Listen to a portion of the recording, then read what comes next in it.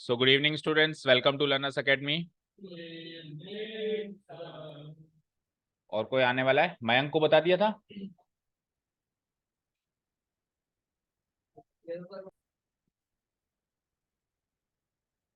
Okay, सो पढ़िए। English language में 3 areas हैं और हैं मतलब जिनमें टेंस का प्रयोग किया जाता है। मतलब 3 क्षेत्र और हैं जहां पे टेंस का एप्लीकेशन भरपूर मात्रा में है। वैसे तो देखो और भी जगह है, जैसे कि एक्टिव पैसिव और डायरेक्ट इनडायरेक्ट में भी है, लेकिन वो तो उसका तो अलग से चैप्टर है ना। उसका तो अलग से चैप्टर है हमारे पास। कोई ऐसा टॉपिक जहाँ जिसका अलग से चैप्टर नहीं है हमारे कोर्स में, इसलिए वो 3 एरियाज हमने इसी टेंस वाले चैप्टर में शामिल कर दिए। कल आपको नाम बताए थे मैंने जाते जाते। सबसे पहले टाइम क्लॉजेस, उसके बाद हाइपोथेटिकल एक्सप्रेशंस, और last and not the list conditional clause. तो देखो होने में ये ऐसा नहीं कि टाइम क्लॉजेस और कंडीशनल क्लॉजेस के अलावा दूसरे क्लॉजेस नहीं होते। आपने जो सिलेबस भेजा था उसमें क्लॉज भी एक टॉपिक है ना। अब क्लॉज टॉपिक वैसे कंजंक्शन पार्ट का। क्लॉज क्या होता है पता है आपको? What is clause? Tell me. क्या? ये नाम ही पहली बार सुना था। आपको बताया हुआ है लेकिन मैंने, जो शुरू से आ रहे हैं। 2 सेंटेंस है उसमें से ना, वो तो क्लॉज को जोड़ने वाला, क्लॉज को तो अलग सेंटेंस के अंदर जब सेंटेंस आ जाए तो वो अंदर वाला सेंटेंस क्लॉज कहलाता है। उपवाक्य क्या कहते हैं इसको? उपवाक्य। सेंटेंस के अंदर एक और सेंटेंस आ जाए, जैसे मैंने कहा कि ही सेड टू मी, और फिर मैंने आगे की बात कह दी, उसने मुझसे क्या कहा, तो ही सेड टू मी, ये तो टोटल सेंटेंस है। उस सेंटेंस के अंदर भी एक सेंटेंस है ना। तो वो अंदर वाला सेंटेंस क्या कहलाएगा? क्लॉज। क्या कहलाएगा? CLAUSE, क्लॉज कहलाएगा। ठीक है, क्लियर। अब क्लॉजेस केवल और केवल ये नहीं होते जो इधर देख रहे हैं, टाइम क्लॉज और कंडीशनल क्लॉज। क्लॉजेस कम से कम हम लोग 12 से 15 पढ़ेंगे कंजंक्शन चैप्टर में। ठीक है, time clause, place clause, conditional clause, adverb clause of reason, adverb clause of result, ठीक है ना, एडवर्ब क्लॉज ऑफ कंट्रास्ट। ठीक है, और हर प्रकार के क्लोजेस को कनेक्ट करने के फिर अलग अलग कंजंक्शन हैं। जैसे कि टाइम क्लोज को कनेक्ट करने का कंजंक्शन अलग है, प्लेस वाले क्लोज को कनेक्ट करने का कंजंक्शन अलग है, रीजन को कनेक्ट करने के लिए बिकॉज लगाते हैं, रिजल्ट को कनेक्ट करने के लिए सो या देयरफॉर लगाते हैं। तो ये कंजंक्शंस हैं, ये क्या अलग अलग क्लोजेस को उनके नेचर के हिसाब से कनेक्ट करते हैं। ओके, तो सर आपने टाइम क्लोज और कंडीशनल क्लोज ही क्यों लिया, फिर बाकी क्लोजेस क्यों नहीं लिए, और अगर लेने तो सारे उधर क्यों नहीं लिए? क्योंकि इन दोनों क्लोजेस में टेंस का रोल है। किसका रोल है? बाकी जो क्लोजेस हैं उसमें टेंस का रोल नहीं है। बाकी क्लोजेस जैसे कि रीजन वगैरह, या ये ले लो चेयर। अब एक जना कम पड़ेगा फिर, है ना। एक चेयर और थी ना ऐसी, अच्छा एक ले ली यहाँ पे। अच्छा एक उसको फिर वैकेंट करवाएंगे।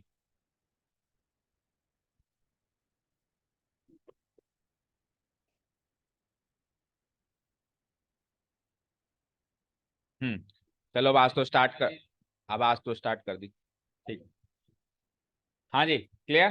तो मैंने क्या कहा, इन, अब आवाज नहीं, इन दोनों क्लोजेस में किसका रोल है?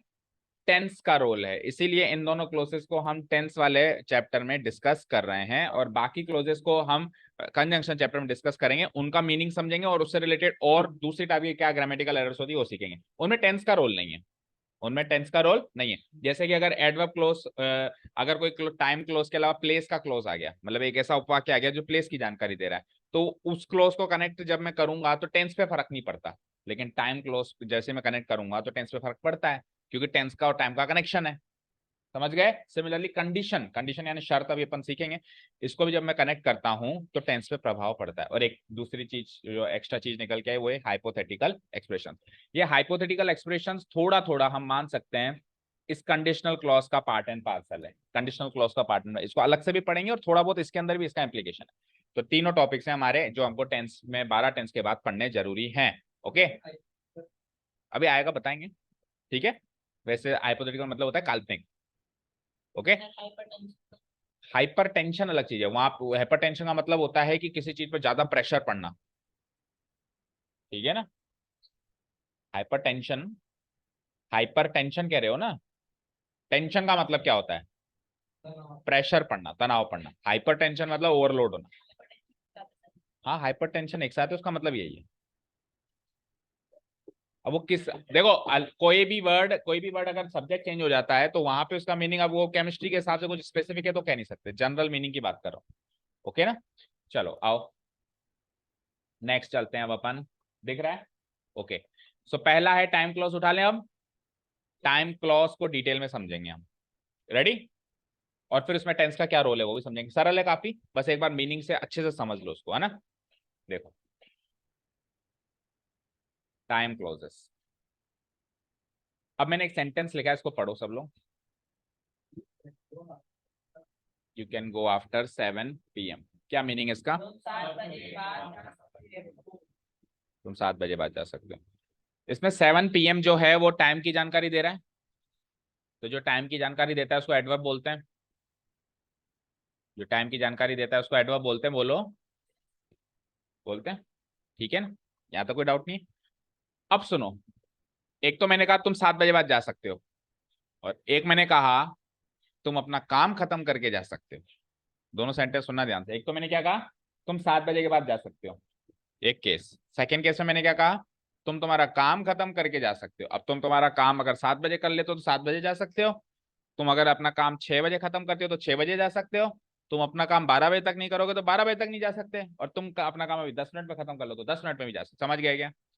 तो आपका जाना काम करने पर डिपेंड हो गया, या यूं कहूं आपका काम करना आपके जाने का समय हो गया।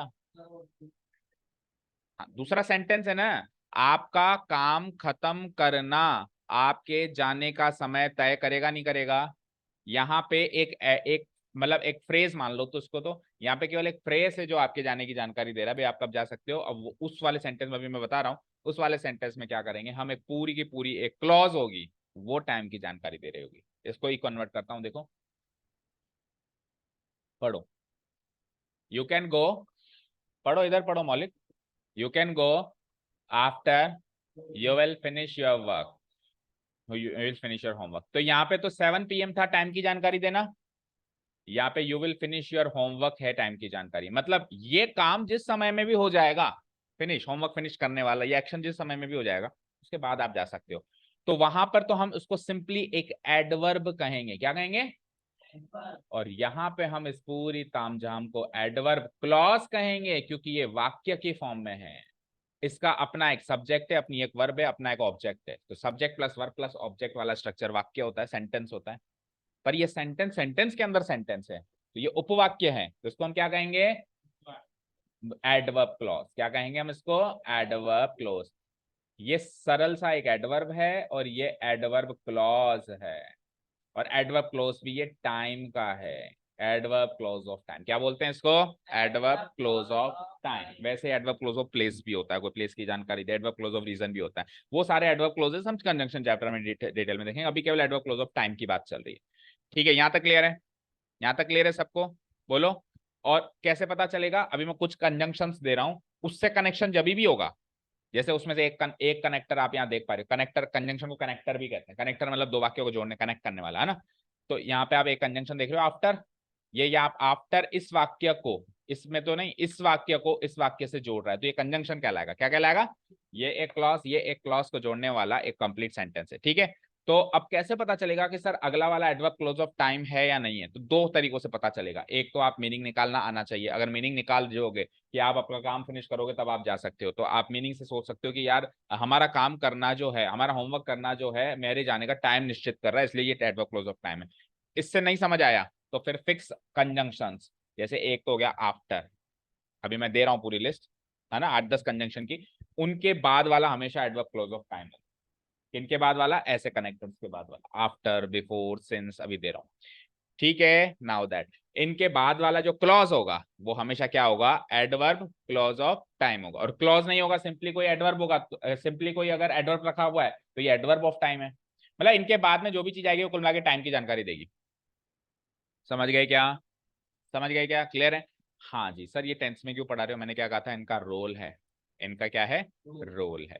सो अब सुनो कि टेंस का क्या रोल है। तो हमेशा याद रखना, टाइम क्लॉज में कभी भी फ्यूचर टेंस यूज नहीं होता। अभी कौन सा टेंस यूज हुआ है टाइम क्लॉज में? चेक करो। Will plus finish, will shall plus finish, verb की फर्स्ट फॉर्म। कौन सा टेंस हुआ? Simple future tense. So time clause में कभी भी फ्यूचर टेंस नहीं यूज होगा। और कल बताया था सिंपल फ्यूचर की जगह कौन लेके बैठा है? सिंपल। देखो इसको याद है, इसको याद है और किसी को याद नहीं है। जितनी टेंशन इसको है ना, आप में से किसी को नहीं है, सही कह रहा हूँ। दिन में 3 बार पूछती है सर इंग्लिश की क्लास को, ये रिपीट रिवाइज करती है घर जाके, ठीक है। कल अभी बताया है कि सिंपल फ्यूचर का हक कौन मार के बैठा है, सिंपल प्रेजेंट टेंस। तो यहाँ पे सिंपल फ्यूचर ना लगा के हम क्या लगाएंगे, सिंपल प्रेजेंट टेंस। एक सिंपल प्रेजेंट, और सिंपल प्रेजेंट अगर नहीं है ऑप्शन में, लेट्स से एमसीक्यू है, तो एक टेंस और है जो उसकी जगह ले सकता है, उसको भी बताते हैं। लेकिन सबसे पहली प्रायोरिटी कौन लेगा, सिंपल प्रेजेंट टेंस। कन्वर्ट करो उसको, इसको करेक्ट करो बेटा, सिंपल प्रेजेंट में कन्वर्ट करो, पहले तो पढ़ो। अच्छा ये कनेक्टर्स देख लो बेटा, अभी बता रहा था मैं, when, before, after, as soon as, till, until, now that, since. ठीक है, इनमें से अगर कोई कनेक्टर, अगर इनमें से कोई, अभी सब एक एक का सेंटेंस लूंगा, डोंट वरी, इसका भी लूंगा, इसका भी लूंगा, इसका भी लूंगा, है ना। इनमें से कोई कनेक्टर अगर सेंटेंसेस को कनेक्ट कर रहा है, मतलब एज ए कंजंक्शन यूज हो रहा है, तो उनके बाद वाला जो क्लॉज है, उस क्लॉज को हम क्या कहेंगे, एडवर्ब क्लॉज ऑफ टाइम। और उस क्लॉज के अंदर हम फ्यूचर टेंस नहीं यूज करेंगे, कौन सा टेंस यूज करेंगे, simple present otherwise present perfect, simple present otherwise present perfect tense. क्या, हाँ, सिंपल प्रेजेंट करना है, कोई सा भी एक्शन हो, कोई सा भी, प्रोडक्ट रीच कर रहे हो आप, फिनिश कर रहे हो, कुछ भी हो,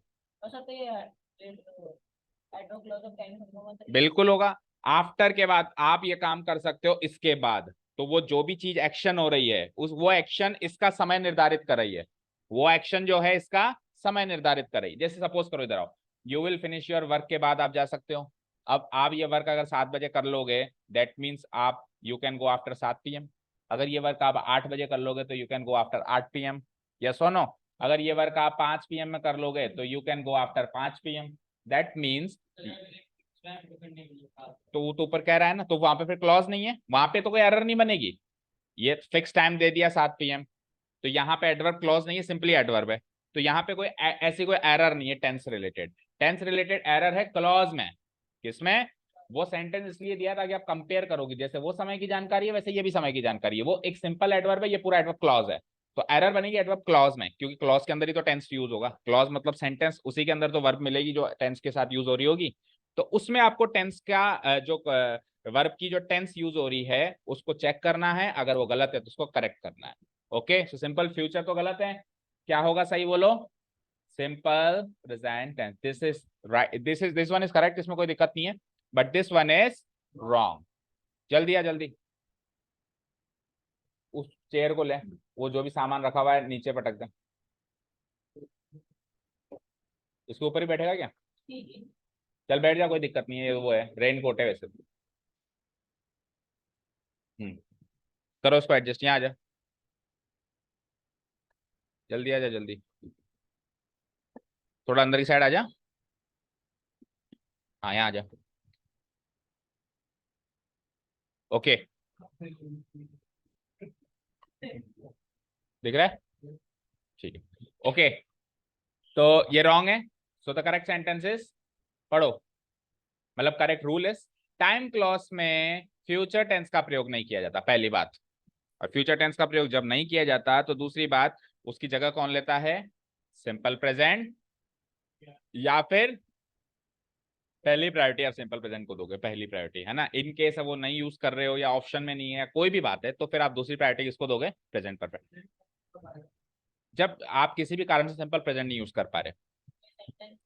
इसी को दोनों में कन्वर्ट कर लो, लेट्स से कि एमसीक्यू, मेरी बात सुनो, आपको अगर क्वेश्चन आ गया इसमें से एरर निकालो, तो एरर निकालो, तो सिंपल प्रेजेंट टेंस यूज हो रहा है तो नो एरर है, प्रेजेंट परफेक्ट टेंस यूज हो रहा है तो नो एरर है, इसके अलावा अगर ये यूज हो रहा है तो एरर है।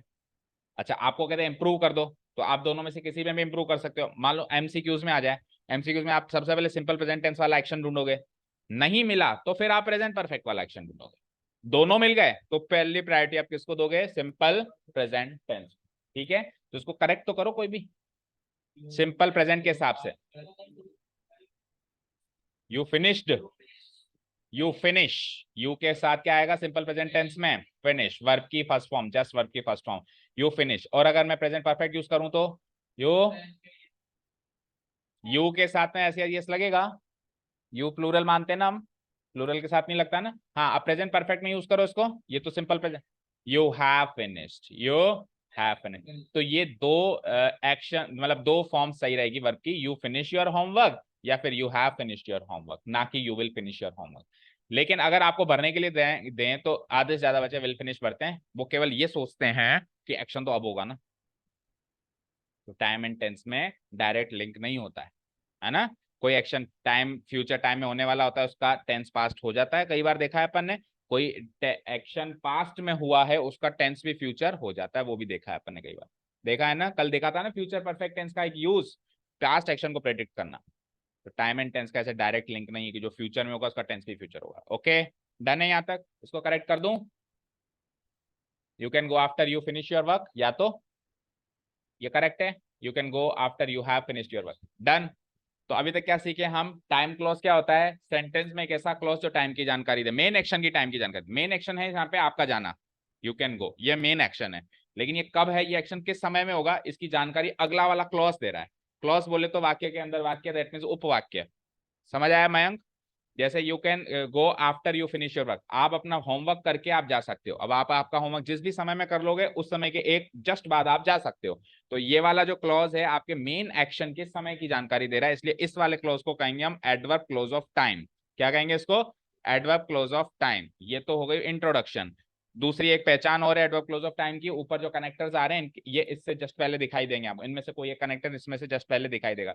जैसे कि क्लॉज शुरू होने से पहले, क्लॉज शुरू होने से पहले इनमें से दिखाई देगा। जैसे क्लॉज यहाँ से शुरू हो रहा है, तो इनसे पहले देखो आफ्टर दिखाई दे रहा है। और बाकी कनेक्टर्स भी आएंगे, भी उनको भी लेते हैं एक एक करके, ठीक है।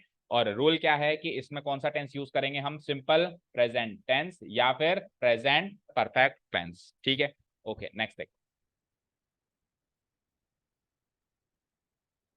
हाँ जी, ये पढ़िए और इसको करेक्ट करिए।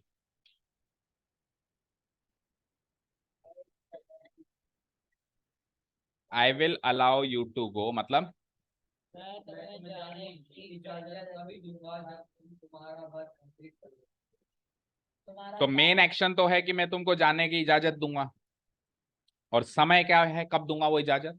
जब तुम तुम्हारा वर्क कर लोगे। तो ये वर्क करना, कंप्लीट। ये वर्क करना, समय, ये इजाजत देने के लिए समय की जानकारी हो गई, हो गई। तो ये एडवर्ब क्लोज ऑफ टाइम हो गया। कौन सा? पढ़ के बताओ, एडवर्ब क्लोज ऑफ टाइम कहाँ है इसमें?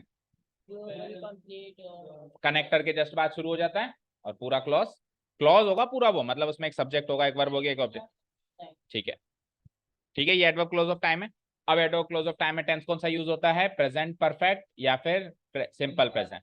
तो अभी कौन सा यूज हो रहा है?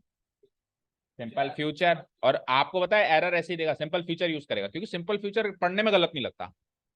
अभी यहाँ पे पास्ट टेंस यूज होता तो पढ़ने में गलत लग जाता, लेकिन सिंपल फ्यूचर पढ़ने में गलत नहीं लगता। और बच्चों को डायरेक्ट टाइम और टेंस में डायरेक्ट कनेक्शन बिठाने की आदत है कि अब ये फ्यूचर में होने वाला है तो लगाओ फ्यूचर टेंस। तो इसीलिए ये गलत नहीं लगता, जबकि ये एडवर्ब क्लोज ऑफ टाइम है, ये एक्शन है ही नहीं। एक्शन तो वो है, मेन एक्शन तो वो है, ये तो केवल उसको सपोर्ट कर रहा है, इस टाइम की जानकारी दे रहा है। ठीक है, क्लियर? ओके, सो क्या करेंगे बोलो? यू विल कंप्लीट को क्या कर देंगे हम? यू कंप्लीट, या फिर अगर परफेक्ट टेंस यूज करें तो यू हैव कंप्लीटेड। अब सुनो एक और चीज, ये तो ठीक है, इस वाले टेंस को फ्यूचर टेंस से हटा मत देना कहीं। ये वाला जो इधर वाला जो एक्शन है, वो तो जैसे चलता है वैसे चलेगा 12 टेंस के यूसेस के हिसाब से। आपको टाइम क्लोज का टेंस सिंपल प्रेजेंट रखना है, सारे क्लोजेस का नहीं, इधर वाले मेन क्लोज का नहीं। ये होता है मेन क्लोज, ये होता है सबॉर्डिनेट क्लोज। मेन क्लोज मतलब मेन एक्शन, सबॉर्डिनेट मतलब उससे जूनियर, जैसे उससे जो नीचे पायदान पर है। ठीक है, क्लियर है? ये पूरी अपन डिटेल सीखेंगे क्लॉज की कंजंक्शन चैप्टर में।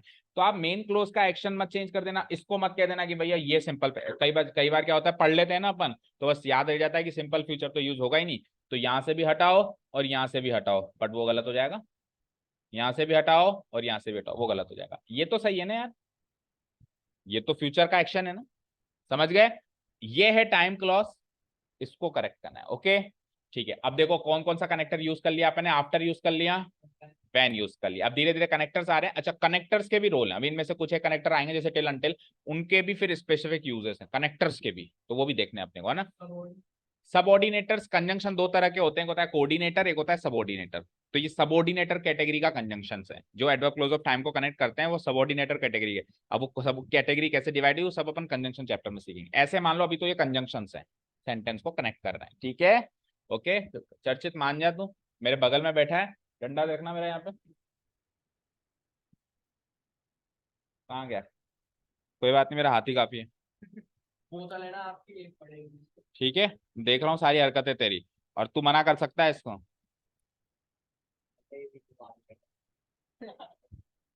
तो कोई तेरे को तंग कर रहा है, परेशान कर रहा है, तू बता सकता है ना?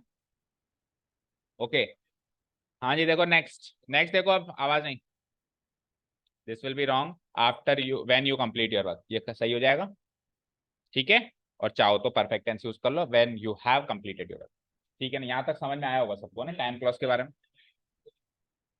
ये पढ़ो। अरे कितनी बार कहूँ बेटा, पहली प्रायोरिटी ये, आपको कनेक्टर नहीं भरना, आपको टाइम क्लॉज को सही करना है। आफ्टर का मतलब होता है कि उस एक्शन के बाद, व्हेन का मतलब होता है जब वो हो जाए, जस्ट मीनिंग के अकॉर्डिंग हो रहा है, तो इसमें क्या दिक्कत आ रही है? और आपको कनेक्टर नहीं भरवाएगा, कनेक्ट आप, हाँ, आपने ये बोला था कि आपको कैसे पता चलेगा कि कौन सा टेंस यूज करना है ना? तो उसका मैंने आपको पहले ही कह दिया कि पहली प्रायोरिटी सिंपल प्रेजेंट, दूसरी प्रायोरिटी प्रेजेंट परफेक्ट। ठीक है, ओके। ये इस वाले सेंटेंस में करेक्ट करना, टाइम क्लोज वगैरह पहचानो। All flowers in this garden will dry up. और बेटा जल्दी जल्दी कोर्स शुरू खत्म करो, तो फिर अपन एक ग्रामर की एक सीरीज बनाएंगे, टेस्ट सीरीज। सारे टॉपिक कवर करो फटाफट। और पेन आएगा ना sir? All the flowers in this garden will dry up, मतलब सब सूख जाएंगे, तो ये तो सही है, ये तो फ्यूचर में का एक्शन है, मेन एक्शन यही है। हमेशा याद रखना, कनेक्टर के बाद वाला होता है क्लोज, पहले वाला नहीं होता है ना। मतलब कनेक्टर का मीनिंग बाद वाले क्लोज पे लगता है, पिछले क्लोज पे नहीं लगता। ऐसे नहीं कह सकते कि सर बिफोर से कनेक्टेड है तो हम बाद वाले को क्यों माने, बाद वाले को ही मानना पड़ेगा। कनेक्टर का इफेक्ट हमेशा बाद वाले पे रहेगा, पिछले वाले पे नहीं रहेगा। तो ये तो मेन एक्शन है। और बिफोर यहाँ पे दिख रहा है आपको लिस्ट में, देखो बिफोर का मतलब पहले भी होता है, इससे भी पता चल रहा है समय की जानकारी होगी होगी आगे। अब समय ना देकर एक क्लॉज दे दिया, एडवर्ब ना देकर एडवर्ब क्लॉज दे दिया ऑफ टाइम। ठीक है, क्या क्लॉज दे दिया? It will rain oblique rains. अच्छा, मतलब आपको सेलेक्ट करना है ना कि विल रेन आएगा या रेन्स आएगा, बताओ क्या आएगा? Before it rains, okay, correct. ठीक है, फ्यूचर नहीं आएगा, सिंपल प्रेजेंट आएगा, और अब की बार ऐसे ही ऐसा आएगा क्योंकि सिंगुलर है। ठीक है ना, हाँ ये पूरा काट दिया ना। ठीक है, इट अब की बार सिंगुलर है तो ऐसे ही ऐसा आएगा। यहाँ पे ये यू जो था प्लूरल था, इसलिए ऐसे ही नहीं आया था, यहाँ पर भी नहीं आया था। ठीक है, अभी क्लियर है? तो आपके टेंस के भी थोड़ा सा रिवीजन हो रहा है कि कहाँ कौन सा स्ट्रक्चर फॉलो होता है। ठीक है, हाँ बोलो। स्पेलिंग मिस्टेक्स के मार्क्स नहीं कटते, मतलब स्पेलिंग मिस्टेक्स का अगर इंग्लिश का पेपर हो तो कटते हैं, अगर दूसरे, हाँ हाँ बोलो। नहीं, वो नहीं सिखाएंगे, वो ग्रामर का पार्ट नहीं होता, उसको वो आता है उस वाले टॉपिक में, क्या बोलते हैं उसको, लिटरेचर पोर्शन में आता है। जम्बल्ड तो क्लोजेस वो तो है हमारे कोर्स में, लेकिन वो सेंटेंस है, जम्बल्ड सेंटेंस है। सेंटेंस का एक पार्ट उठा के इधर कर लिया, इधर कर लिया, सेंटेंस को तोड़ दिया तीन चार पार्ट में, उसका पार्ट इधर कर लिया, तो वो तो ग्रामर का पोर्शन है। पर जो आप कह रहे हो ना सिनेटिक्स, उसको बोलते हैं सिनेटिक्स। भाई अपन शब्द कैसे बनाते हैं, और शब्द बना के इसको प्रोनाउंस कैसे करते हैं। ई आ जाए तो अपन ए कब बोलेंगे, और ई को ई कब बोलेंगे। यू आ जाए तो उसका उच्चारण ऊ से कब होगा और ओ से कब होगा। तो वो सारा पार्ट हमारा पार्ट पोर्शन पोर्शन नहीं है। ये अगर आप 11th 12th में आर्ट्स के साथ इंग्लिश सब्जेक्ट लेते हो, फिर आप BA in English, M in English करते हो, तब आप सीखते हो सारी चीजें। ओके, अभी अपने को ग्रामर कवर करनी है, पढ़ो इसको सही करना जरा। चर्चित को छोड़ो, उधर पढ़ो। लो, चल गई थी गाड़ी। लो, हाँ मतलब सही से चल गई थी ना, हाँ बोल। ऑब्लिक के मतलब आपको सेलेक्ट करना है दोनों में से ना।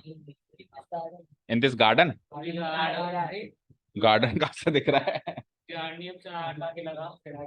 हाँ, मीनिंग बताओ, मीनिंग, बैंक मीनिंग बताएगा।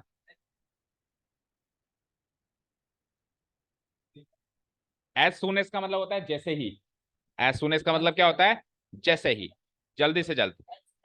हाँ मतलब जल्द से, जैसे ही एक्शन हुआ वैसे ही मैं आपको इन्फॉर्म करूंगा, तो आई विल इन्फॉर्म यू, मैं इन्फॉर्म कर दूंगा आपको।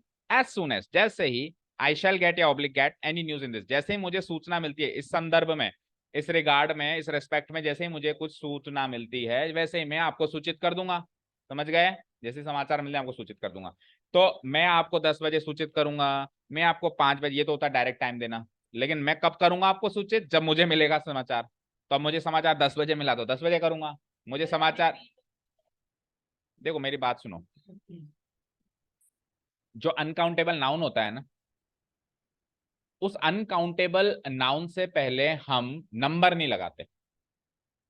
अगर नंबर लगा रहे हैं तो पीस ऑफ लगाएंगे।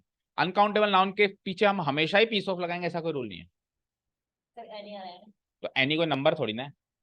नंबर मतलब 1 2 3 4 ऐसे कहते हैं ना, समझ गए। तो अगर अपन को नंबर लगाते हैं तो फिर पीस ऑफ से कनेक्ट करते हैं। तो जब मेरे को नंबर नहीं लगाना, जैसे वाटर है, तो वाटर के बाद हमेशा मैं पीस ऑफ वाटर थोड़ा ना कहूंगा। तो अनकाउंटेबल नाउन से पहले हमेशा पीस। चलो अब उसको भूल जाओ, इधर ध्यान दो। I shall get any news in this regard, ये सही है, या I get any news in this I regard? Get. I get, ठीक है। Future tense wrong and present tense correct. Sir I get. I के साथ फ्यूचर ही लगता है, के साथ से वो तो फ्यूचर टेंस में लगता है ना। तो फ्यूचर टेंस ही गलत कर दिया ना मैंने। जब फ्यूचर टेंस लगेगा तो आई के साथ शैल लगेगा या विल लगेगा, जो भी लगेगा। जब फ्यूचर टेंस ही गलत है तो सोचना ही क्यों आई के साथ शैल लगेगा विल लगेगा। टेंस कौन सा यूज करना है आपको? Simple present tense. उस टेंस के तहत आई के साथ वर्ब की फर्स्ट फॉर्म लगेगी, विदाउट एस या एस। Done, okay. तो जितने भी सेंटेंस हो रहे हैं वो समझ में आ रहे हैं? कौन कौन से कनेक्टर्स यूज कर लिया हमने, चेक करो। After, when, before, as soon as. ठीक है, ये पढ़ो। Now that you are a post graduate you must reach for a job. मतलब अब जब, नाउ दैट मतलब अब जब तुम एक पोस्ट ग्रेजुएट हो चुके हो कुछ भी पैसे मान, वही तो सोचना है टेंस का इस्तेमाल करके। You must reach for a job, आपको एक जॉब की तलाश करनी चाहिए। Must reach for a job मतलब ढूंढनी चाहिए आपको कोई ना कोई। तो इसमें, हाँ बोलो मौलिक, करेक्ट करो उसको।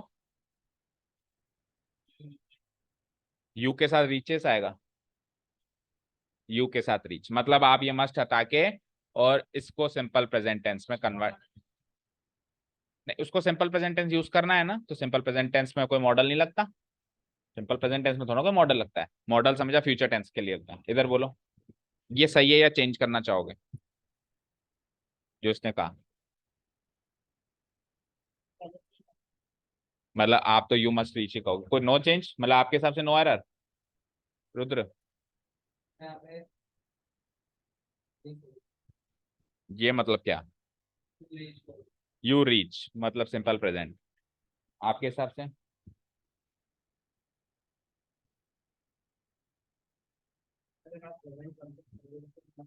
नहीं, मैं अगर प्रेजेंट परफेक्ट तो सेकंड प्रायोरिटी, इसका मतलब ये नहीं है कि हम सिंपल प्रेजेंट नहीं यूज कर सकते। हाँ, जो भी लग रहा है बताओ, तभी तो सीखोगे। भाई अभी इस पोजीशन में सही है जैसा लिखा हुआ था ऑलरेडी, या फिर चेंजेस करके जैसे इसने चेंज करके बताया वो, या कुछ और चेंज? कृतिका बोलो। हाँ, एक मिनट रुक जाओ। हाँ कृतिका बोलो, इधर क्या नहीं आ रहा? तो एडवर्ब क्लोज ऑफ टाइम नहीं है मतलब इस सेंटेंस में, कहाँ है? शैली बोलो। मौलिक, आपने इसको इसलिए चेंज किया क्योंकि यहाँ पे सिंपल प्रेजेंट टेंस यूज करना है, राइट? पर ये तो एडवर्ब क्लोज ऑफ टाइम है ही नहीं। अभी अभी बताया कनेक्टर के बाद वाला होता है एडवर्ब क्लोज ऑफ टाइम। तो आपको जो चेक करना था वो तो इस क्लॉज में चेक करना था, वो तो मेन एक्शन है। नहीं बोला था? सच सच बता, कसम खा के बता, बोला था नहीं बोला था? समझ गए? तो क्या क्या गेम खेला इसने? एडवर्ब क्लोज ऑफ टाइम जो इतनी देर से दो सेंटेंसेस दो क्लॉजेस में बाद में रखा हुआ था, इसने पहले रख दिया। तो कैसे पहचानोगे कनेक्टर के बाद वाला? कनेक्टर किससे कनेक्ट हो रहा है?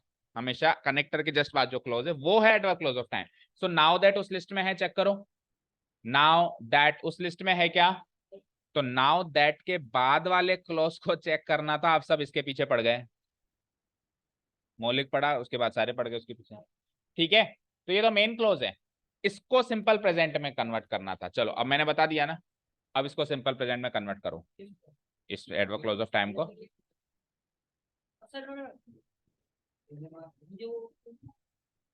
मयंक करेगा इसको सिंपल प्रेजेंट में कन्वर्ट। यू, यू के साथ पे कैसे सिंपल प्रेजेंट यूज होगा बताओ।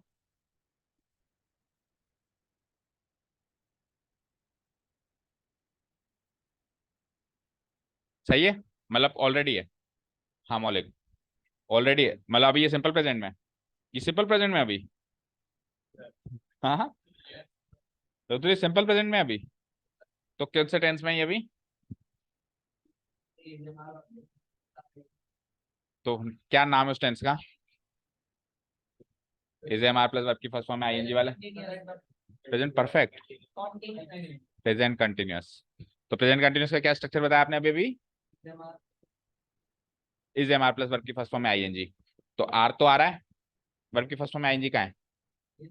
नहीं है, तो फिर आप कैसे कह रहे हो प्रेजेंट कंटिन्यूअस है? एक चीज बोलो, सिंपल प्रेजेंट में नहीं है तो मैंने पूछा किस टेंस में, तो आपने कहा प्रेजेंट कंटिन्यूअस में।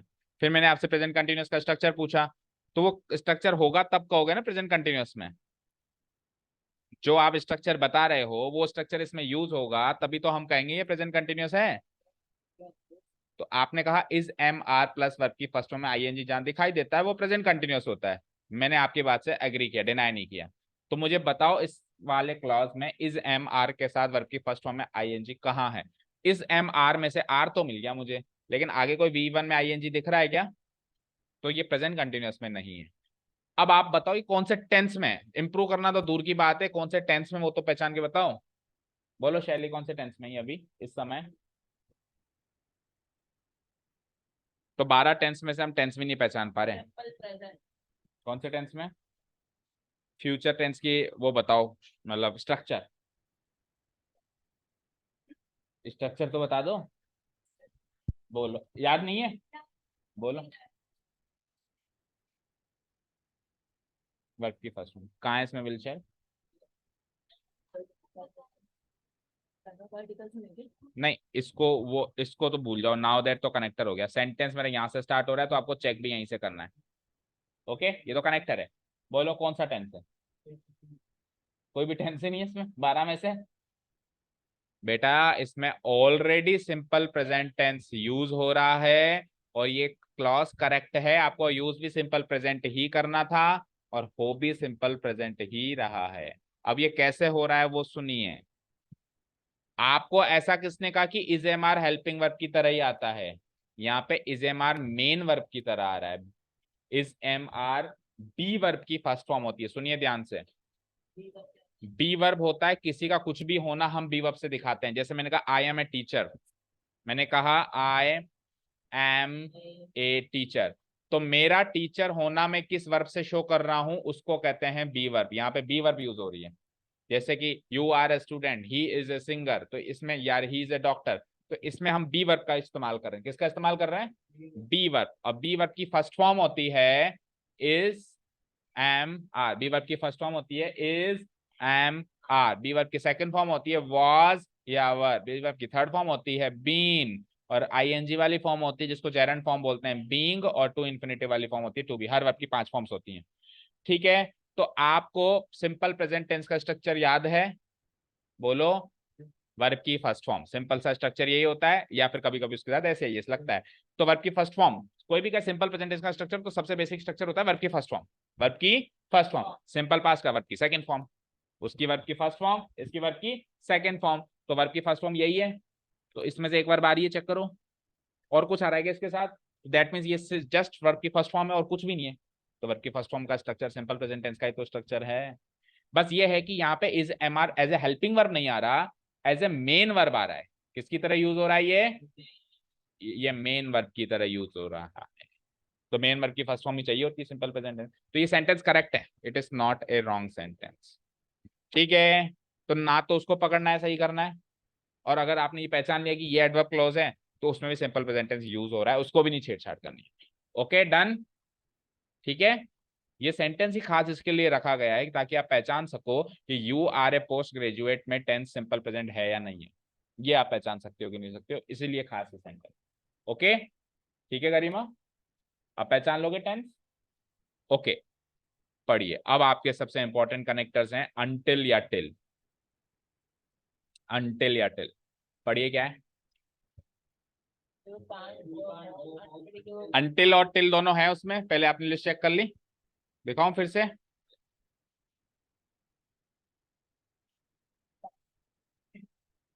राहुल गांधी का फैन है क्या? हाँ, अंटिल टिल लिस्ट में देख रहे हो? अच्छा, कौन कौन से कवर कर लिए? When, before, after, as soon as आ गया, नाउ देन। अब केवल सिंस बचा है और टिल अंटिल बचा है। अभी टिल अंटिल कर रहे हैं, उसके बाद लास्ट में सिंस लेंगे। ओके, बाकी सारे कनेक्टर्स हो गए।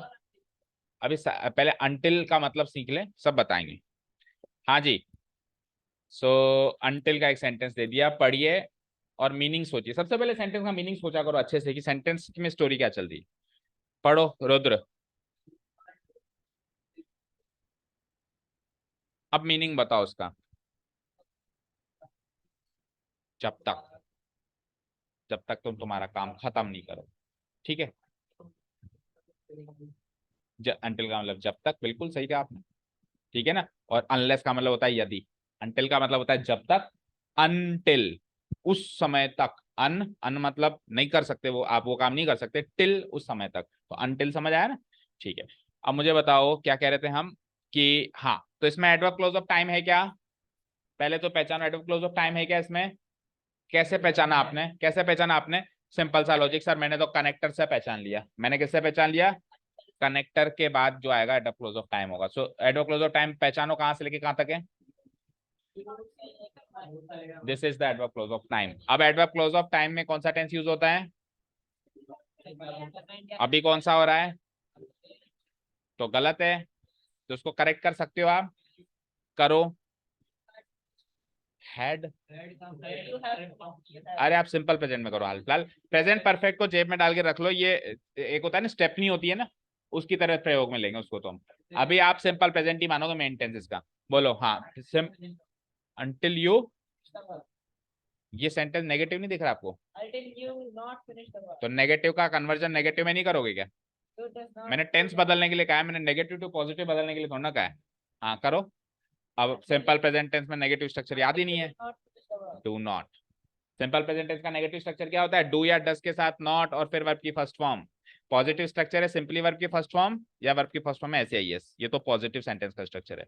और नेगेटिव सेंटेंस का स्ट्रक्चर क्या है? नेगेटिव या इंटरोगेटिव सेंटेंस का स्ट्रक्चर क्या है? डू या डस के साथ वर्ब की फर्स्ट फॉर्म, डू प्लूरल के साथ एंड डस सिंगुलर के साथ, और यू को हम प्लूरल मानते हैं। तो क्या आ जाएगा बोलो? यू डू नॉट, कुछ ऐसा कह रहे हो आप जैसा अभी लिखा हुआ है, चेक करो। कुछ ऐसा कह रहे हो आप, कुछ ऐसा कह रहे हो सब लोग, ये सही है आपके हिसाब से? पर ये सेंटेंस भी गलत है, तभी तो कहा था अंटिल और टिल में कुछ खास बात है। आपने टेंस करेक्ट कर दिया, नो डाउट आपने टेंस करेक्ट कर दिया, पर कहीं ना कहीं अनजाने में रुद्र का पहला वाला आंसर ही सही था। अंटिल या टिल के अंदर नॉट छुपा हुआ होता है, तो इसके बाद वाला क्लोज कभी भी नेगेटिव नहीं होगा। Until you finish the work he correct होगा। अंटिल और टिल और अनलेस, अंटिल टिल और अनलेस, हालांकि अनलेस तो अभी टाइम वाले क्लोज में आएगा नहीं, कंडीशन वाले कोर्स क्लोज में आएगा, तो आएगा जब दोबारा से बता देंगे। कुल मिलाकर अभी तो ये तीन चीज याद रखो, अंटिल, टिल, अनलेस, और अगर जब याद ही रख रहे हो तो एक और याद कर लो, लेस्ट। लेस्ट, लेस नहीं लेस्ट। देखो मैं बता रहा हूं, अंटिल नहीं, लिस्ट नहीं लेस्ट, अंटिल, टिल, ये दोनों तो एडवर्ब क्लोज ऑफ टाइम के कनेक्टर्स हैं। Unless adverb close of condition का कनेक्टर, जो तीसरा टॉपिक है हमारा कंडीशनल सेंटेंस। और लेस्ट, लेस्ट आता है adverb close of purpose, purpose बताने के लिए, उद्देश्य बताने के लिए, ठीक है। तो ये सारे कनेक्टर्स के अंदर नेगेटिव नॉट छुपा हुआ रहता है, तो ये कभी भी कनेक्टर्स यूज हो रहे हो तो आप टेंस वेंस तो यूज कर लेना, वो तो आप कर लोगे, लेकिन सबसे पहले क्या चीज चेक करना कि इनके बाद वाला क्लोज नेगेटिव नहीं हो सकता, इनके बाद वाला क्लोज नेगेटिव नहीं हो सकता, क्योंकि नेगेटिव नेगेटिव पॉजिटिव हो जाता है। तो इसके अंदर नॉट छुपा हुआ है, फिर आप नॉट लगा रहे हो, तो इसका मतलब आप तो उल्टी बात कह रहे हो। आप ये बात नहीं कह रहे हो कि जब तक आप काम फिनिश नहीं करोगे, आप ये कह रहे हो कि जब जब आप काम फिनिश कर लोगे उसके बाद भी आप नहीं जा सकते। समझ गए? समझ गए? क्लियर है? तो नेगेटिव नेगेटिव पॉजिटिव होता है ना, तो नॉट प्लस नॉट, तो वो तो नेगेटिव नेगेटिव पॉजिटिव हो गया। समझ गए? क्लियर है? अब इसको करेक्ट करने का तरीका ये है कि टेंस तो करेक्ट हो गया है, टेंस तो करेक्ट हो गया है, अब बस ये अभी नेगेटिव सेंटेंस है, नेगेटिव सेंटेंस को पॉजिटिव सेंटेंस बनाना है, तो सिंपल प्रेजेंट टेंस का पॉजिटिव स्ट्रक्चर होता है यू के साथ सिंपली फर्स्ट वर्ब की फर्स्ट फॉर्म लगाओ, यू फिनिश द। अब ये बिल्कुल करेक्ट हो जाएगा। अनटिल तथा टिल के बाद वाले क्लॉज में नॉट का प्रयोग नहीं किया जाता, बिल्कुल। और आप अगर अनटिल और टिल के सेंटेंस देखेंगे ना तो उसमें टेंस की एरर वो दे तो थे, ठीक है, नहीं तो सबसे मेन एरर ये नॉट वाली देता है। टेंस की भी एरर दे सकता है हालांकि, अरे नॉट वाला सेंटेंस तो सही है ना, सेंटेंस इसकी मीनिंग तो निकाल ही लिए। उसके अंदर नॉट छुपा हुआ है ना भाई। आप अपना कार्य फिनिश नहीं करते हो तो ये नहीं करने वाला एक्शन नहीं करने मैं वाला, कहना ही चाह रहा हूँ कि कार्य करने के बाद भी तो फिर कार्य फिनिश करने के बाद भी नहीं जा सकते, तो सेंटेंस को हम अनटिल और टिल से जोड़ेंगे ही नहीं, क्योंकि अनटिल और टिल में तो नॉट का मीनिंग है, ठीक है ना।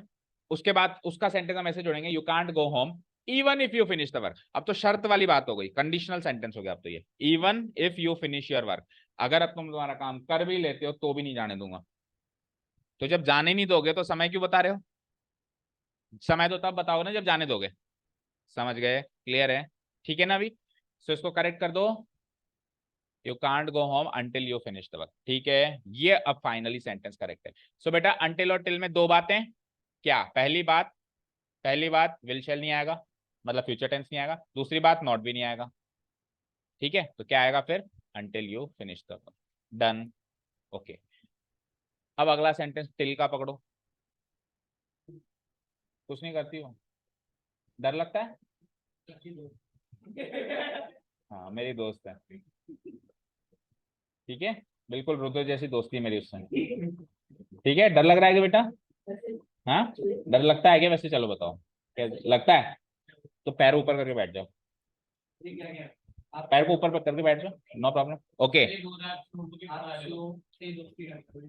कौन कह रहा है मैं चूहों को पढ़ा रहा हूँ? हाँ पढ़ा रहा हूँ सबको। आप खुद अपने आप को जाहिर कर रहे हो भाई। मैं चूहों को पढ़ाता हूँ क्या?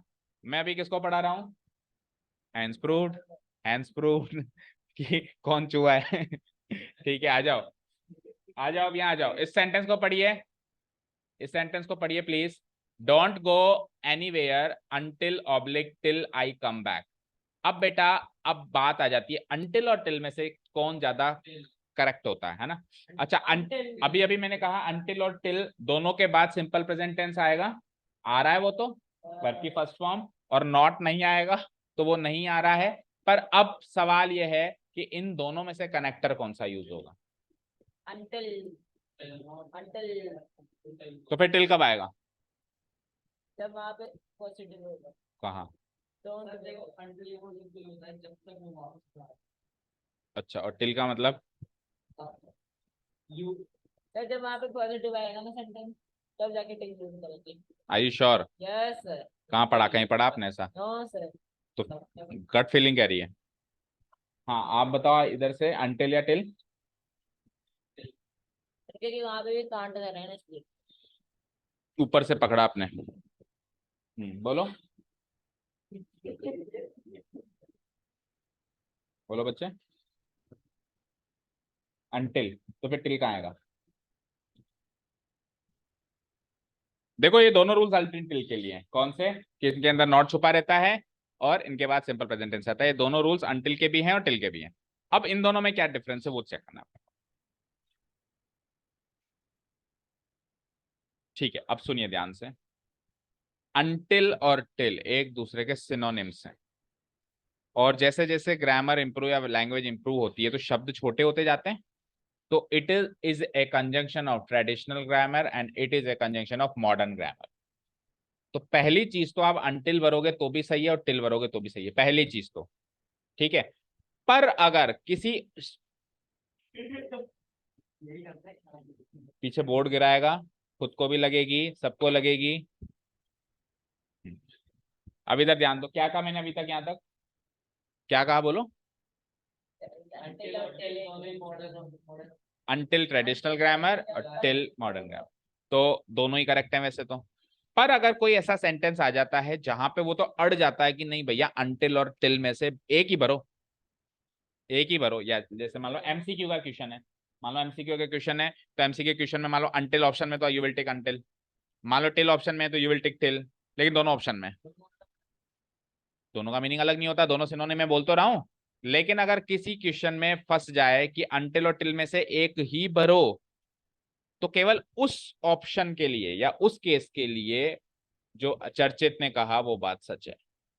क्या? कि हम पिछले क्लॉज को भी चेक करेंगे। अगर पिछला क्लॉज नेगेटिव तो अनटिल, और पिछला क्लॉज अगर पॉजिटिव तो टिल। जैसे कि अगला सेंटेंस आ रहा है, वेट हेयर अनटिल या टिल आई कम बैक। तो देखो डोंट गो के हिसाब से मैं भर दूंगा अनटिल, और वेट, ये वेट करने को कह रहा है, वेट नहीं करने को नहीं कह रहा, मतलब पॉजिटिव सेंटेंस है, ये पॉजिटिव सेंटेंस है और वो नेगेटिव सेंटेंस, इसके हिसाब से मैं भर दूंगा टिल। पर ये रूल केवल और केवल उस केस के लिए है जब सामने वाला इस बात पे अड़ी जाए कि भैया अनटिल और टिल में से एक ही भर के बता। वो अड़ेगा कैसे? वो ऑप्शन में दोनों रखते, वो ऑप्शन में दोनों रखते, दैट मीन वो अड़ गया, अब वो एक ही भरना है आपको। बाकी जनरल केसेस में हम अनटिल और टिल को एक दूसरे की तरह एज ए सब्सटीट्यूट यूज कर सकते हैं, दोनों एक दूसरे के सिनोनिम। तो सारे रूल्स याद रहेंगे क्या? बोलो, याद रहेंगे सारे रूल्स? क्लियर है? अच्छा, दोनों के बाद में नेगेटिव नहीं आएगा, दोनों के बाद में भी, चाहे अनटिल हो या टिल, बाद में किसी के भी नेगेटिव नहीं आएगा और सिंपल प्रेजेंट टेंस आएगा। वो रूल तो बेसिक है जो है। ठीक है बेटा, चलो तो अनटिल टिल का गेम ओवर। अब लास्ट आता है सिंस, लास्ट आता है सिंस। अब सिंस से पीछे 3 तीर हैं, आगे एक तीर है, तो कुछ लिंक हो रहा है। अच्छा, वन मोर थिंग, सिंस है ना, हम रीजन के लिए भी यूज करते हैं एंड टाइम के लिए भी यूज करते हैं। बहुत सारे ऐसे कंजंक्शंस होते हैं जो 2 काम करते हैं या 2 से 3 काम करते हैं। तो अभी सिंस को मैं टाइम के केस में कैसे यूज करते हैं वो बताने वाला हूँ, क्योंकि टाइम क्लॉज चल रहा है। सिंस के बाद एक क्लॉज आएगा जो समय की जानकारी देगा, ठीक है ना। सिंस हम कब यूज करते हैं, सुनो, सिंस हम कब यूज करते हैं, जब एक्शन का स्टार्टिंग पॉइंट बताना हो, जब एक्शन का स्टार्टिंग पॉइंट बताना हो। जैसे मैंने कहा सिंस मॉर्निंग, तो मॉर्निंग से वो एक्शन स्टार्ट हो गया, समझ गए? क्लियर है ना? ठीक है ना। सिंस हम कब यूज करते हैं, जब एक्शन का स्टार्टिंग पॉइंट बना। अच्छा, रीजन का वाला केस अभी मैं लूंगा ही नहीं, एडवर्ब क्लोज ऑफ रीजन में भी सिंस आ सकता है, जैसे बिकॉज, एज, सिंस। अपन मैथ्स में भी लिखते हैं कि since A is a real number, तो वहां पे हम सिंस को बिकॉज के कारण यूज कर रहे हैं, मतलब बिकॉज का सब्सटीट्यूट यूज कर रहे हैं ना।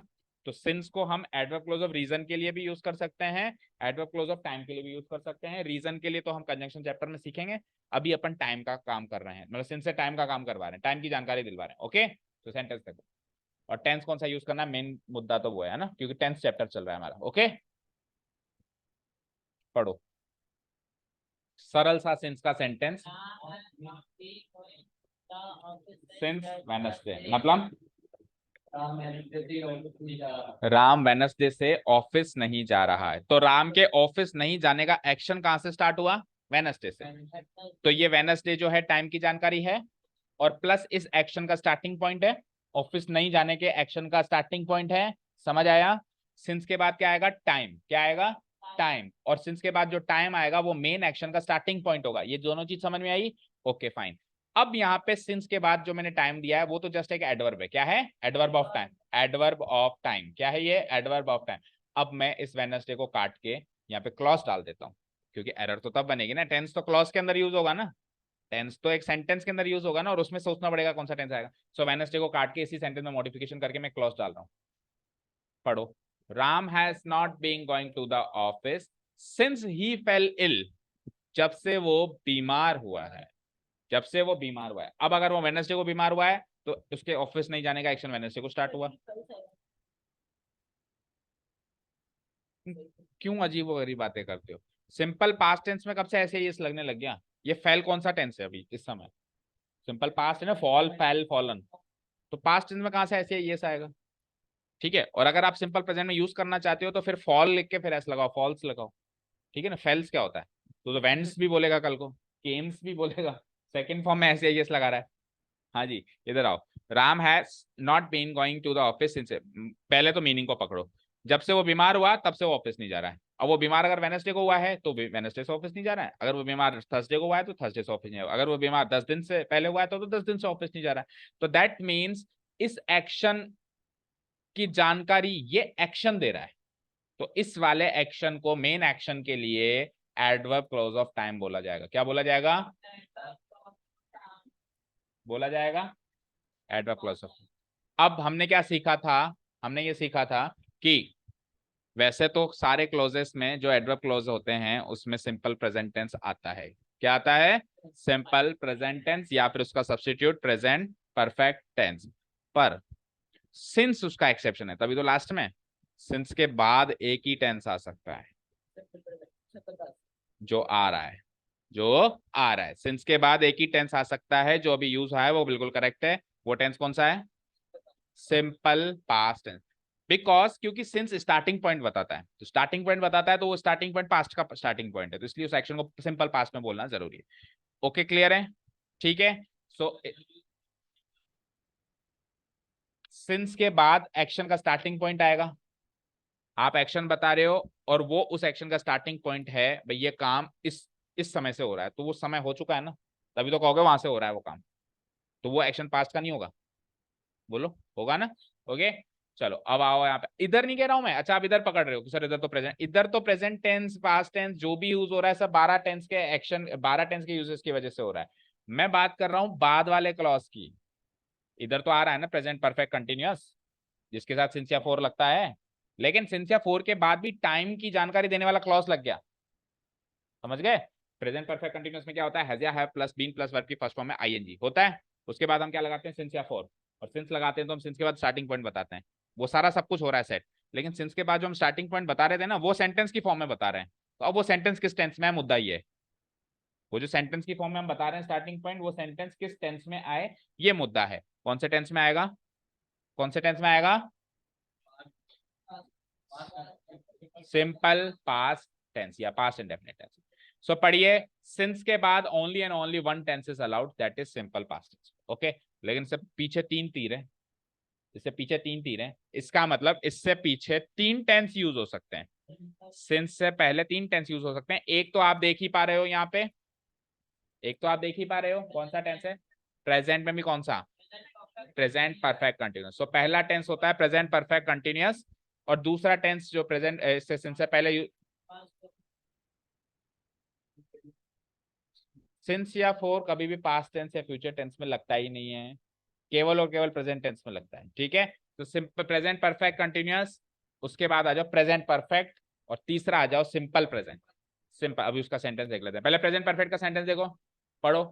3 years have passed since I met with an accident. Check करो, सिंस के बाद वाला टेंस सिंपल पास्ट, सिंस से पहले वाला टेंस प्रेजेंट परफेक्ट। ठीक है, सिंपल सिंस से पहले वाला tense present perfect have plus verb की थर्ड फॉर्म, और सिंस के बाद वाला टेंस सिंपल पास्ट। सेंटेंस का मीनिंग समझ में आया? 3 साल गुजर चुके हैं जब से मेरा एक्सीडेंट हुआ है। समझ गए? क्लियर है? क्या हुआ किसी को? अच्छा, ठीक है, डन। हो सकता है वो अभी सही नहीं हुआ हो सकता है कोई उससे पूछने आया हो, भाई कब से बेड पे पड़े हो, तो उसने कहा कि 3 साल गुजर गए बेड पे पड़ा हूँ जब से एक्सीडेंट हुआ। हाँ, जब से एक्सीडेंट से मिला हूँ भिड़न, तो ये मेरी एक्सीडेंट से। ठीक है, और एक टेंस और अलाउड है इससे पहले, सिंपल प्रेजेंट। लेकिन अगर जब हम इससे पहले सिंपल प्रेजेंट लगाएंगे, तब वो सेंटेंस हमेशा इट से स्टार्ट होना चाहिए। क्या कहा मैंने?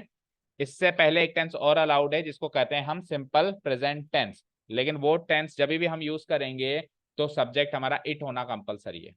इट लगा के सिंपल प्रेजेंट, जैसे कि सेंटेंस है it is 3 years since I met with an. ऊपर वाले सेंटेंस का ही दूसरी फॉर्म में सेम मीनिंग निकाल रहा है। इट इज 3 years, 3 साल हो गए, वही सेम मीनिंग है। इसमें है कि 3 साल गुजर गए, इसमें हम कह रहे हैं इट इज 3 years, 3 साल हो गए, है ना? Since I met with an action, same to same वही मीनिंग है। अब आप चेक करो यहाँ पे सिंपल प्रेजेंट टेंस है या नहीं है, या इज एम आर को देख के प्रेजेंट कंटिन्यूअस बोलोगे? बोलो, सिंपल प्रेजेंट टेंस है। बी वर्ब की फर्स्ट फॉर्म, बी वर्ब की फर्स्ट फॉर्म, तो किसी भी वर्ब की first form simple present tense का स्ट्रक्चर होता है। बोलो क्या कह रहे हो? Okay, done. और इट के हिसाब से सिंगुलर है तो इज आएगा, एम या आर आएगा नहीं। ओके, सो सिंस को फटाफट से रिकॉल करो। सिंस के बाद कौन सा टेंस? बिना देखे सिंपल पास्ट। ठीक है, और सिंस से पहले तीन टेंस, तो बाकी जितने भी कंजंक्शन है उनके तो बाद का सोचना है, एक सिंस में पहले का भी सोचना है ना? तो सिंस से पहले तीन टेंस कौन कौन सा? पहला सबसे मेन तो वही है प्रेजेंट परफेक्ट कंटिन्यूअस, उसकी जगह प्रेजेंट परफेक्ट भी आ जाता है और एक सिंपल प्रेजेंट भी आ जाता है, लेकिन सिंपल प्रेजेंट जब भी आएगा इट के साथ आएगा। किसके साथ आएगा? इट सब्जेक्ट को यूज करके आएगा। Okay, done. ये यहाँ पे हमारा टाइम क्लॉज समाप्त। इट्स एक्चुअली इट इज की शॉर्ट फॉर्म है।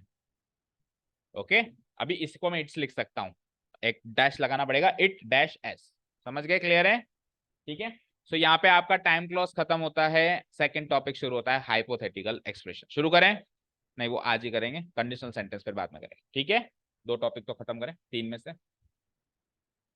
Okay fine. सो ये तो हाइपोथेटिकल एक्सप्रेशन तो शुरू हो गया, पर I want you to recall the complete time clause. तो चर्चित मुझे बताएगा टाइम क्लॉज क्या होता है, जल्दी। टाइम प्लस सर जैसे टाइम की जानकारी देते हैं ना उसके बाद। हाँ, एडवर्ब के बाद, कनेक्टर के बाद।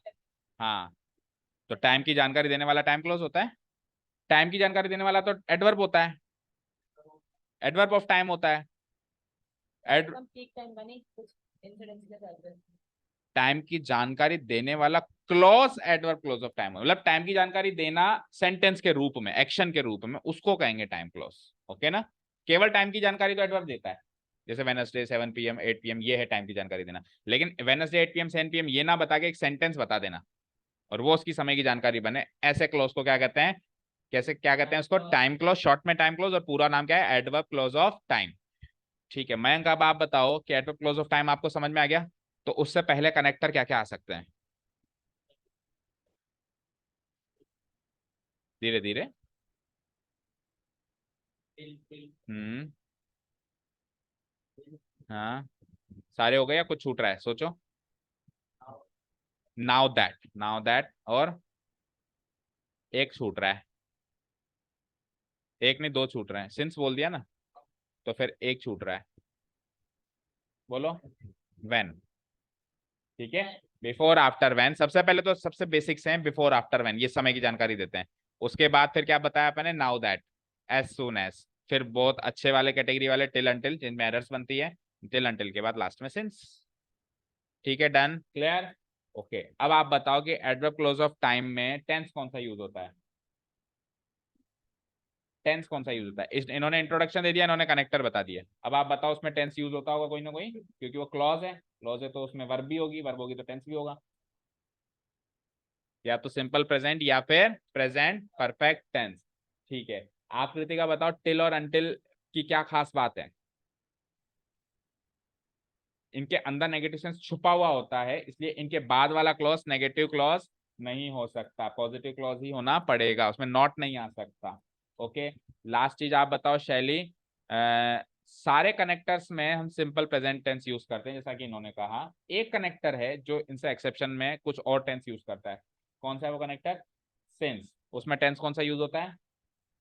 Simple past. ओके, सिंस का टेंस कौन सा यूज होगा? Simple past. लेकिन सिंस से पहले के टेंस भी फिक्स हैं, बताओ रुद्र कौन कौन से हैं? हाँ, दूसरा बोल, और तीसरा बोल, और सिंपल प्रेजेंट की खास बात, इट के साथ आएगा, इट के साथ आएगा। ठीक है, total adverb close of time या टाइम क्लोज कवर हो गया हमारा। चलो नेक्स्ट टॉपिक, और ये छोटा सा टॉपिक है, हाइपोथेटिकल एक्सप्रेशंस। पहले मीनिंग समझते हैं। देखो, हाइपोथेटिकल का मतलब होता है काल्पनिक। क्या होता है? काल्पनिक। और एक्सप्रेशंस का मतलब अभिव्यक्ति, अभिव्यक्ति है ना, या कोई चीज लिखी रहती है उसको अपन एक्सप्रेशन कहते हैं ना। सो काल्पनिक अभिव्यक्तियां, काल्पनिक अभिव्यक्ति हमारे डे टू डे लाइफ में हम बहुत सारे चलते फिरते भी, क्या, वो कोई भी चीज, अभिव्यक्ति नहीं समझता? अभिव्यक्ति मतलब अपने आप को एक्सप्रेस करने का तरीका, लिखित में कोई बात अपने आप को एक्सप्रेस कर रहे हो आप, तो उसको एक्सप्रेशन कहते हैं। जैसे एक तो था ओरल एक्सप्रेशन, अपने हाव भाव से अपन एक्सप्रेस किया, एक लिख के एक्सप्रेस किया। ठीक है ना? क्लियर है? यानी ऐसे मान लो कोई लिखी हुई चीज को एक्सप्रेशन कहते हैं, कोई भी लिखी हुई चीज को क्या कहते हैं? और अभिव्यक्ति का मतलब वो लिखी हुई है और वो कुछ कुछ इंफॉर्मेशन दे रही है, लिखी हुई चीज कुछ इंफॉर्मेशन दे रही है, तो उसको हम क्या कहेंगे? अभिव्यक्ति। काल्पनिक अभिव्यक्तियां हम डे टू डे लाइफ में कई बार काल्पनिक अभिव्यक्तियां यूज करते हैं, जैसे कि काश मैं अंबानी होता, काल्पनिक है कि नहीं है? काश मैं चिड़िया होता तो पंख लगा के उड़ जाता, है ना? काश मेरे पास आईफोन होता। नहीं, अभी तो है, लेकिन पहले मैं ऐसे सोचता था, फिर मेरे जीवन में नहीं आई, पैसा नहीं आया, स्टूडेंट्स आए, और स्टूडेंट्स आए तो पीछे पीछे बहुत कुछ है। ठीक है, ठीक है, समझ गया काल्पनिक अभिव्यक्ति को, समझ गए क्या? ठीक है, ऐसे एक्सप्रेशंस जो कल्पनाओं में चलते हैं उनको कहते हैं हाइपोथेटिकल एक्सप्रेशंस। तो हिंदी में तो हम काश वर्ड से इसको कनेक्ट कर लेते हैं, काश ऐसा होता है। इंग्लिश में हम उसको कैसे कैसे शब्दों से कनेक्ट करते हैं वो पहले तो बता देता हूँ, 7-8 की लिस्ट। और सबसे मेन बात, क्योंकि हम टेंस पढ़ रहे हैं तो हमको ये सीखना है कि काल्पनिक अभिव्यक्तियों का टेंस क्या होता है। क्योंकि हम टेंस पढ़ रहे हैं तो मुद्दा तो ये है कि हाइपोथेटिकल एक्सप्रेशंस का टेंस क्या होता है। ठीक है, तो पहले तो मैं हाइपोथेटिकल एक्सप्रेशन बता देता हूँ कौन कौन से, छोड़ दे उसको, टूटा हुआ है वैसे भी। हाँ, तो देखो, आई विश्ड, सेकंड है आई विश, थर्ड है एज इफ, एज दो, एज इफ, एज दो, it is high time, it is high time, would rather, और लास्ट के दो हैं सपोजिंग और इफ ओनली। बताओ ये 8 के 8 हाइपोथेटिकल एक्सप्रेशन समझ में आए? सबका मीनिंग है काश, अलग अलग अलग अलग, थोड़ा थोड़ा थोड़ा 19-20 का फर्क हो, भी सेंटेंस उठाना शुरू कर रहे हैं। इट इज हाई का टाइम का मतलब यही सही मौका है या देर ना हो जाए, ऐसा कर लो। वुड रेदर का मतलब कि आप किसी एक की चीज के बजाय किसी दूसरी चीज को प्रेफर करते हो, तब आप कहते हो वुड रेदर। ठीक है, सपोज करना, एज एज इफ, एज तो अपन कहते हैं ना, let us suppose as if you are a businessman, तो मान लो, मानो कि तुम ऐसे हो, तो मानना। एज इफ एज दो कम यूज करते हैं जब अपन कोई चीज मनवाते हैं कि मानो ऐसा है, मानो या ना मानो। ठीक है, डन। और सपोज करने का मतलब समझते हो, इफ ओनली का मतलब समझते हो, यदि ऐसा हो। ठीक है, क्लियर है। और आई विश का मतलब वही काश, आई विश ऐसा हो जाए। ठीक है, डन। अच्छा, अब आई विश और आई विश दो हैं तो उसके बारे में भी सीखें। कुल मिला के ये काल्पनिक, अभी बताएंगे ना यार, सेंटेंस आने दे। काल्पनिक अभिव्यक्तियां समझ में आई? ठीक है, अब सेंटेंस यूज करते हैं ना, और मेन इंपॉर्टेंट बात कि इनके बाद टेंस कौन सा यूज करते हैं। Let's see the sentence. अच्छा, सपोजिंग और इफ ओनली याद रखना, ये दो के अलग कैटेगरी बनी हुई है, because they are used only in exclamatory sentence. बाकी जो है एक्सक्लामेटरी सेंटेंस में नहीं आएंगे, डेक्लेरेटिव सेंटेंस, इंटरोगेटिव, बाकी सब में आ सकते हैं। ये दोनों खास बने हुए हैं एक्सक्लामेटरी सेंटेंस, ऐसे वाले सेंटेंस जिसमें एक्सक्लामेटरी मार्क होता है, ऐसे वाले सेंटेंस के लिए बने। ठीक है, ओके, वो मुद्दा नहीं है, मुद्दा ये है कि टेंस कौन सा यूज होगा। देखो, आई विश आई नो, काश मैं ये जानता, का या काश मुझे पता होता। सपोज करो कोई घटना ऐसी हो गई जो आप नहीं चाहते कि होती, तो आप बाद में पछता रहे हो, और आप या ऐसे कह रहे हो कि यार काश मुझे पता होता ये चीज, मुझे इसकी जानकारी होती। आई विश, काश, आई नो, मतलब आई, मैं विश कर रहा हूँ, मतलब मैं प्रार्थना कर रहा हूँ या मैं सोच रहा हूँ कि काश ऐसा होता है ना। ठीक है, सो आई विश उस लिस्ट में है क्या? आप तो ये देखो, दैट मीन्स इसके बाद जो भी लिखा हुआ है सब कल्पना है, असलियत नहीं है। आई विश के बाद जो भी लिखा हुआ है वो क्या है? काल्पनिक एक्सप्रेशन है, हकीकत नहीं है। सो काल्पनिक एक्सप्रेशन में इसने टेंस कौन सा यूज किया है, पहले तो आप वो बताओ। सिंपल प्रेजेंट वर्ब की फर्स्ट फॉर्म, वो गलत है। ठीक है, सो हाइपोथेटिकल एक्सप्रेशन में हम टेंस यूज करते हैं simple past tense. Very good, पढ़ा है आपने कहीं? हाइपोथेटिकल एक्सप्रेशन में जो टेंस यूज होता है वो है सिंपल पास्ट। और हाइपोथेटिकल एक्सप्रेशन में ही नहीं, जो तीसरा टॉपिक है ना कंडीशनल सेंटेंस, उसमें कंडीशनल सेंटेंस 3 तरीके के हम कहेंगे। ओपन कंडीशन, उसमें भी एक कंडीशन आई है हाइपोथेटिकल कंडीशन, तो उस हाइपोथेटिकल कंडीशन में भी सिंपल पास्ट चलेगा। तो दोनों से मैच हो रही है, मतलब हाइपोथेटिकल तो जहां भी हो गया वहां पे सिंपल पास्ट, हाइपोथेटिकल तो जहां पे भी हो गया वहां पे, चाहे से हाइपोथेटिकल एक्सप्रेशन है या हाइपोथेटिकल कंडीशन का सेंटेंस है, दोनों के अंदर ही सिंपल पास्ट सेंस यूज होगा। इसको करेक्ट करो। हाँ, करेक्ट करो, वही कह रहा हूँ, करेक्ट करो। नो की सेकंड फॉर्म क्या हो जाएगी? वर्ब की सेकंड फॉर्म न्यू। सो हम कहेंगे आई विश आई न्यू, ना कि आई। अब वो आगे का बताओ नहीं बताओ, आई विश आई न्यू। समझ आया? समझ आया? ओके, अब सुनिए, अब सुनिए, अब सुनिए, ये तो है रॉन्ग। हाइपोथेटिकल एक्सप्रेशन के बाद सामान्यतः सिंपल पास्ट टेंस का प्रयोग किया जाता है। अब ये सामान्यतः वर्ड जो है ये है रिस्की, यानी कि और भी आ सकता है एक आध टेंस। चलो अगला सेंटेंस पढ़ो। ये करेक्ट हो गया, ये तो करेक्ट हो गया ना, वो तो उसी का करेक्ट फॉर्म है ना। इसको पढ़ो एक बार। It is high time you got ready, मतलब यही सही मौका है या ऑलरेडी लेट हो गए हैं, आप रेडी हो जाओ। ठीक है, so it is high time उस लिस्ट में है, तो इसके बाद वाला एक्सप्रेशन हाइपोथेटिकल एक्सप्रेशन मानेंगे हम, और उसका टेंस क्या मानेंगे? सिंपल पास्ट आ रहा है, सेंटेंस करेक्ट है। गेट की second form got, sentence correct, सही है, कोई दिक्कत नहीं है, सही सही भी देता हूं मैं कभी कभी। इट इज हाई टाइम, अब पढ़ो, the government rooted out corruption, यही सही मौका है या बहुत ऑलरेडी लेट हो चुकी है, काश गवर्नमेंट करप्शन को खत्म कर दे, रूट आउट कर दे। रूट आउट मतलब जड़ से खत्म करना, रूट आउट, रूट आउट उसकी सेकंड फॉर्म रूटेड आउट। देखो इट इज हाई टाइम, हम जब लिखते हैं हम ऐसे कहते हैं कि ऑलरेडी लेट हो गए हैं और भाई वो रेडी नहीं है सामने वाला, ऑलरेडी वो रेडी नहीं है, और मैं उसको कह रहा हूं कि it is high time, already हम लेट हैं और शायद तुम रेडी होते तो अच्छा होता, ये है मीनिंग है इसका, कि ऑलरेडी लेट हैं और तुम अभी भी रेडी नहीं हो, अगर तुम रेडी होते तो अच्छा होता, पर तुम अब रेडी नहीं हो ना, तो कल्पना है ना मेरी, काश तुम रेडी होते, एक मिनट, एक तरीके से कहने का मतलब ये है, ठीक है। So it is high time, already late है, काश गवर्नमेंट जो है करप्शन को रूट आउट कर दे, ठीक है। So it is high time list में दिख गया, उसके आगे वाला क्लॉज जो होगा, ये एक्सप्रेशन होगा, वो हाइपोथेटिकल एक्सप्रेशन होगा। सो उसकी सेकंड फॉर्म आ रही है, ये सेंटेंस भी करेक्ट है, ये सेंटेंस भी करेक्ट है, ठीक है। चलें आगे, तो कौन कौन से हमने यूज कर लिए इसमें, आई विश यूज हो गया, it is high time use हो गया, ठीक है आगे बढ़ते हैं। अच्छा सिंपल पास्ट टेंस यूज होगा, देख लो, ठीक है ना। नेक्स्ट, अब सुनो, अगर इसमें से अकेला ये जो है, देखो उसके सामने तीर लंबा है थोड़ा, वो पास्ट परफेक्ट टेंस लेगा, उसका एक लॉजिकल रीजन बताता हूं मैं आपको, उसका एक मैं लॉजिकल रीजन बताता हूँ, है ना, आपको रटने की जरूरत ही नहीं पड़ेगी। अगर यस, कल अपन ने सीखा था टेंस खत्म करने के बाद कि अगर जो चीज होनी चाहिए उसकी पास्ट में चीज हो रही है, तो आप टेंस को एग्जैक्टली पास्ट में कन्वर्ट कर देते हो, और सिंपल पास्ट का पास्ट क्या होता है, पास्ट परफेक्ट टेंस, सीखा था, हर एक टेंस का पास्ट करना सीखा था हमने।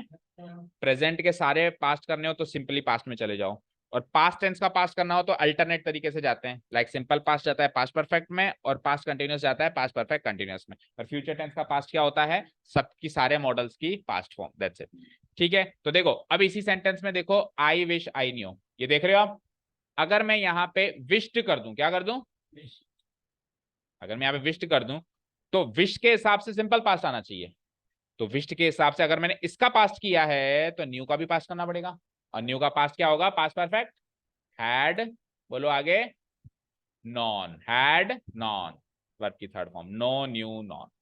अच्छा, अब ये एक्स्ट्रा में विश लिखा हुआ है, लेकिन इसका मतलब ये नहीं है कि औरों के लिए ये रूल अप्लाई नहीं होता, सबके लिए ये रूल अप्लाई होता है कि अगर पहला सेंटेंस ही पास्ट में चला जाए तो फिर आपको सिंपल प्रेस पास्ट की जगह क्या यूज करना है, पास्ट परफेक्ट है। जैसे कल को यहाँ पे इट इज हाई टाइम की जगह इट वॉज हाई टाइम आ जाए, तो पास्ट कर दिया ना उसने, तो अब यहाँ पे सिंपल पास्ट की जगह क्या आएगा, पास्ट परफेक्ट टेंस। कोई भी ऐसा हिंट मिले जिससे आपको पता चले कि यार इसने तो पास्ट में कन्वर्ट कर दिया इसको, तो आप सिंपल पास्ट नहीं यूज करोगे, अब आप कौन सा यूज करोगे, पास्ट परफेक्ट। इसी को वॉच कर दो ना, मान लो आप, मैं पुरानी घटना बता रहा हूँ, अपन पास्ट में पता है कब कन्वर्ट करते हैं, जब मैं पुरानी कोई बात बता रहा होता हूँ कि उस समय काफी लेट हो चुका था, शायद उस टाइम गवर्नमेंट सही कर देती तो ऐसा हो जाता, तो आप पुरानी घटना बता रहे हो तो आपको हर चीज का एग्जैक्टली पास्ट करना पड़ेगा, ठीक है। ओके, नेक्स्ट देखो, अब तो बस ये देखना है आपको, I would rather you come या केम टुमारो, मैं सोच रहा था, आई वुड रेदर मतलब मैं प्रेफर कर रहा था, मैं सोच रहा था कि तुम कल आओ, जैसे रुद्र का फोन आया चर्चित के बाद, आ रहा हूँ मैं तेरे घर और बना के रखना कुछ खाने पीने के लिए, तो चर्चित ने कहा हाँ हाँ आ जा, फिर 10 मिनट के बाद 5 मिनट बाद कॉल करता है, यार मैं सोच रहा था तू कल आ, आज तो मैं कहीं निकल रहा हूँ, है ना। ऐसा हुआ होगा आपके साथ, किसी के साथ, मतलब रुद्र चर्चित के साथ नहीं, पर जनरल कैजुअल में तो ऐसा हुआ होगा, क्योंकि मेरे साथ तो ऐसा बहुत बार हुआ है, तो आप लोगों के साथ हुआ है, और मैंने ऐसा कई बार किया भी है, ऐसा नहीं है कि मेरे साथ हुआ ही है, ऐसा मैंने, क्या, बिना बुलाए पहुंच जाते हो, बिना बताए, तो उसका भी एक सॉल्यूशन है, कोई बिना बताए आ जाए ना, तो जैसे ही वो एंटर हो ना, तो मम्मी पापा बोल दो, बोलो घर में ही नहीं है, उसका भी सॉल्यूशन है, वो भी तो बिना बताया है। क्या, घर पे अकेला हो तो फिर उस किस्मत खराब है तेरी, फिर तो तू कर तेरे दोस्त की सेवा।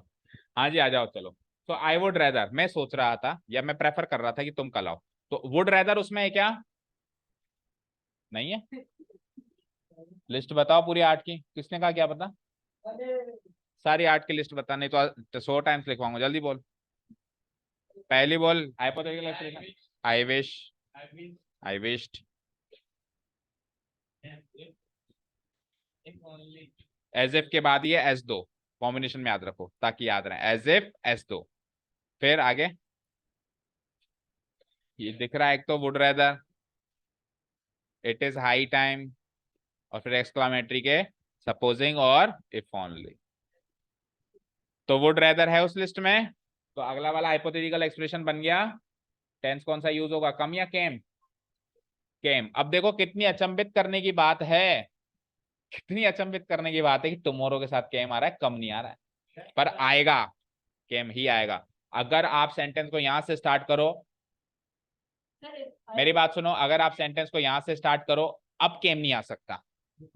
अब तो फिर यू शुड कम, या यू कम भी अच्छा नहीं लगेगा, यू विल कम आएगा फ्यूचर। अब तो टेंस के यूसेज के अकॉर्डिंग को सेट करना पड़ेगा। लेकिन अगर सेंटेंस यहां से स्टार्ट कर दिया, तो टुमारो हो या 10 साल बाद हो, कुछ भी हो, वुड रेदर एक एक्सप्रेशन है, हाइपोथेटिकल एक्सप्रेशन। वुड रेदर को टेंस से कनेक्ट मत करो, ठीक है? वुड रेदर हाइपोथेटिकल एक्सप्रेशन का पार्ट है, ऑलरेडी पास्ट है। कई होगी तो ऑलरेडी पास्ट, वुड से ज्यादा पास्ट नहीं होती, कल बताया था ना, विल का वुड, और वुड से ज्यादा पास्ट होता नहीं। वुड रेदर के साथ ही वो फॉर्म है ना, वुड रेदर ही उस रूल का हिस्सा है कि जिसके साथ सिंपल पास्ट आती है। समझ गए? क्लियर है? तो क्या कर दूं मैं इसमें, सिंपल पास्ट टेंस यूज कर दूंगा, यू केम टुमारो। ठीक है, done. Okay, next. Supposing 10 people came, मतलब सही है वैसे सेंटेंस, मीनिंग बताओ। मानो 10 लोग आए, मानो 10 लोग आए। सपोज करो कि आप कोई पार्टी थ्रो कर रहे हो, और आप लोग सामग्री तैयार कर रहे हो खाने पीने का, जीमने का। तो आपने कहा भाई दाल बाटी चूरमा बना रहे हो तो आपने कहा भाई चलो अपन 5-7 लोग हैं, तो इतना घी डलेगा, इतना तेल डलेगा, जो भी है, जितना इतना चूरा चाहिए, ये चाहिए, इतना चूरमा बनेगा। अब मयंक खड़ा हुआ एकदम से, अरे मान लो 10 लोग आए, तो तुम तो 7 लोगों का तैयार कर रहे हो, ये तो अपनी बेइज्जती हो जाएगी। तो मानो 10 लोग आए, तो सुनो, तो अब ये मनवा रहा है, तो ये हाइपोथेटिकल एक्सप्रेशन है, समझ गए? और सपोजिंग और इफ ओनली एक्सक्लेमेटरी सेंटेंस किसमें भी यूज होगा, और इसके साथ टेंस कौन सा चलेगा बेटा, सिंपल पास्ट टेंस। ठीक है ना? सपोजिंग भी कवर हुआ, और करीब करीब हमारा हाइपोथेटिकल एक्सप्रेशन खत्म हो चुका है। If only I were rich. हाँ, अब यहाँ पे ये इंपॉर्टेंट, यदि मैं इफ ओनली, काश, वो इफ ओनली का मतलब वही काश, काश में अमीर होता, काश में अमीर होता। ठीक है,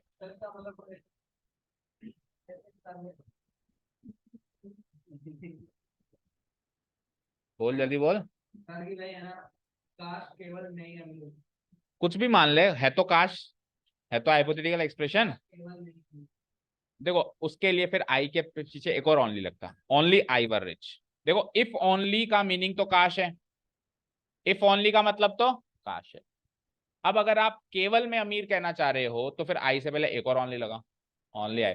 अब यहाँ पे ओनली नहीं, ये ओनली आई के साथ जुड़ा हुआ है, और वो इफ ओनली एक अलग एक्सप्रेशन नहीं। ठीक है, डन। ठीक है ना? चलो अब पहले आप इसको डिटेल में देखो। If only I were rich, meaning क्या है, काश में अमीर होता, जो नहीं हूं अभी, तो नहीं हूं, तो हाइपोथेटिकल एक्सप्रेशन है।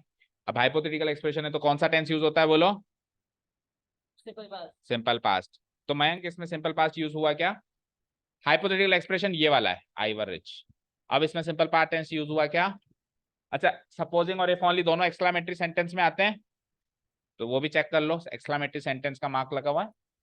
ठीक है, अब टेंस चेक करो बस आप। टेंस सही है कि यस सर, सही है? Yes sir, simple past tense use होता है, यस सिंपल पास्ट टेंस का स्ट्रक्चर वी टू, यस। और ये बी वर्ब की सेकंड फॉर्म है वॉज या वर, तो ये सेंटेंस करेक्ट है। ठीक है, अब सुनो, अगर मैं आई की जगह ही लिख दूं तो क्या लिखोगे, बोलो शैली?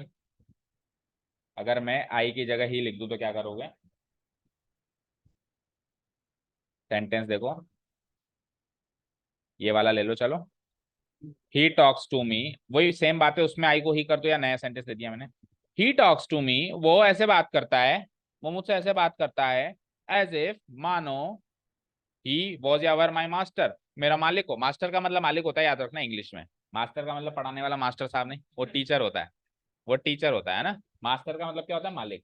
भाई अपन कई बार नहीं कहते कि बोल तो सर जैसे कलेक्टर है ना, कहते हैं ना। तो वो तो मुझसे ऐसे बात करता है जैसे मानो मेरा ही मालिक हो। ठीक है ना? तो अब एज इफ आ गया यहाँ पे, और आप देखो मनवा रहे हो, तो हाइपोथेटिकल एक्सप्रेशन है। और हिंट है कि एज इफ, एज दो के बाद क्या आता है, हाइपोथेटिकल एक्सप्रेशन आता है। तो ये क्लियर है कि हाइपोथेटिकल एक्सप्रेशन है। तो हाइपोथेटिकल एक्सप्रेशन में सिंपल पास्ट टेंस यूज होता है बोलो। और सिंपल पास्ट टेंस का मतलब होता है वी टू, तो ये बी वर्ब की सेकंड फॉर्म्स हैं दोनों। अब मुद्दा ये है कि ये या ये, वाह साथ में वो भी बताओ कि उधर भी अगर आई को ही कर दें तो क्या, वाह या आई को चलो शी कर दूं तो क्या, शी के साथ वॉश, चलिए शी के साथ वॉश एंड ही के साथ वॉश। कृतिका दोनों के साथ बोलो, गरिमा ही के साथ वर और शी के साथ, बेटा ही और शी दोनों ही सिंगुलर होते हैं, ऐसा पक्षपात क्यों? हाँ, ही और शी दोनों ही सिंगुलर होते हैं, तो अगर या तो आप दोनों के साथ वर लगाओ या दोनों के साथ वर। जेंडर के बेसिस पे कभी उसमें होता ही नहीं है, वर्ब में सिलेक्शन होता है क्या? जेंडर के बेसिस पे तो प्रोनाउन में सिलेक्शन होता है ही या शी, वर्ब में सिलेक्शन जेंडर के बेसिस पे नहीं होता, सिंगुलर प्लूरल के बेसिस पे। चलो एनीवेज आपका आंसर है। हाँ बोलो चर्चित, दोनों में वॉज या दोनों में वर, या एक में वॉज या एक में वर? दोनों में वॉज।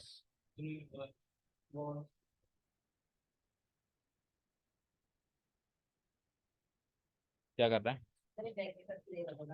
हाँ दोनों में, दोनों में वॉज। हाँ ऊपर शी है नीचे ही है, दोनों में वर, ही के साथ भी वर, और आई को अगर मैं ही शी कुछ भी बना दूं तो वर। तो अब सुनना ध्यान से भैया, हाइपोथेटिकल एक्सप्रेशन में कभी भी वॉज या वर्स में से सिलेक्शन करना हो तो वॉज का ऑप्शन नहीं होता, क्यों सर? क्योंकि रूल है irrespective of irrespective of subject singular है या plural, we will only select were. लेकिन ऐसा केवल हाइपोथेटिकल एक्सप्रेशन में, जनरल केसेस में जब वॉज या वर में से सिलेक्शन होना हो तो ही के साथ वॉज सही होता है, शी के साथ भी वॉज सही होता है, और बाकियों प्लूरल के साथ वर सही होता है, जैसे आई के साथ वर सही होता है।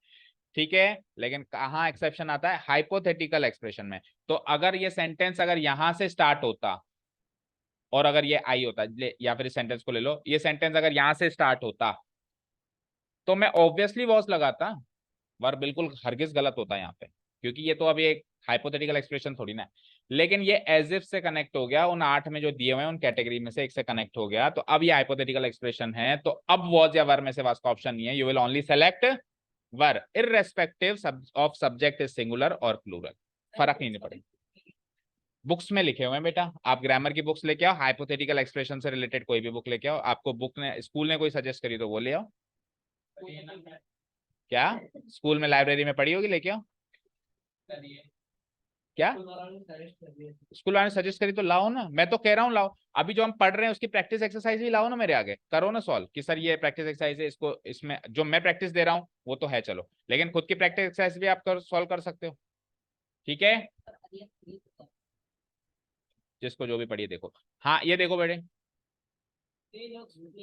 पेल, पेल मतलब होता है पीला दिखना, मतलब मृत अवस्था जैसा दिखना, बिल्कुल क्या बोलते हैं उसको, नहीं पीलिया नहीं कह सकते, अधमरा, या मतलब जैसे जैसे कोई मरने वाला ही होता है ना, बिल्कुल सा अधमरा सा हो गया, बिल्कुल उसकी पीला पड़ गया, चेहरा भी पीला पड़ गया। हाँ नियर टू डेथ, बिल्कुल क्या बोलते हैं उसको यार वो, नहीं, यार। एक वर्ड होता है संस्कृत का कि बिल्कुल उसको विक्षुब्ध कर दिया, ऐसा कुछ होता है, बिल्कुल वो मतलब ऐसा दिख रहा है कि जैसे मरने वाला है ना। ठीक है, एज दो, मानो कि ही वॉज या वर डेड, ही लुक्स पेल, वो ऐसा पेल दिख रहा है, मतलब ऐसा मृत अवस्था में दिख रहा है, मान लो मर ही गया हो। क्या प्रॉब्लम है चर्चित?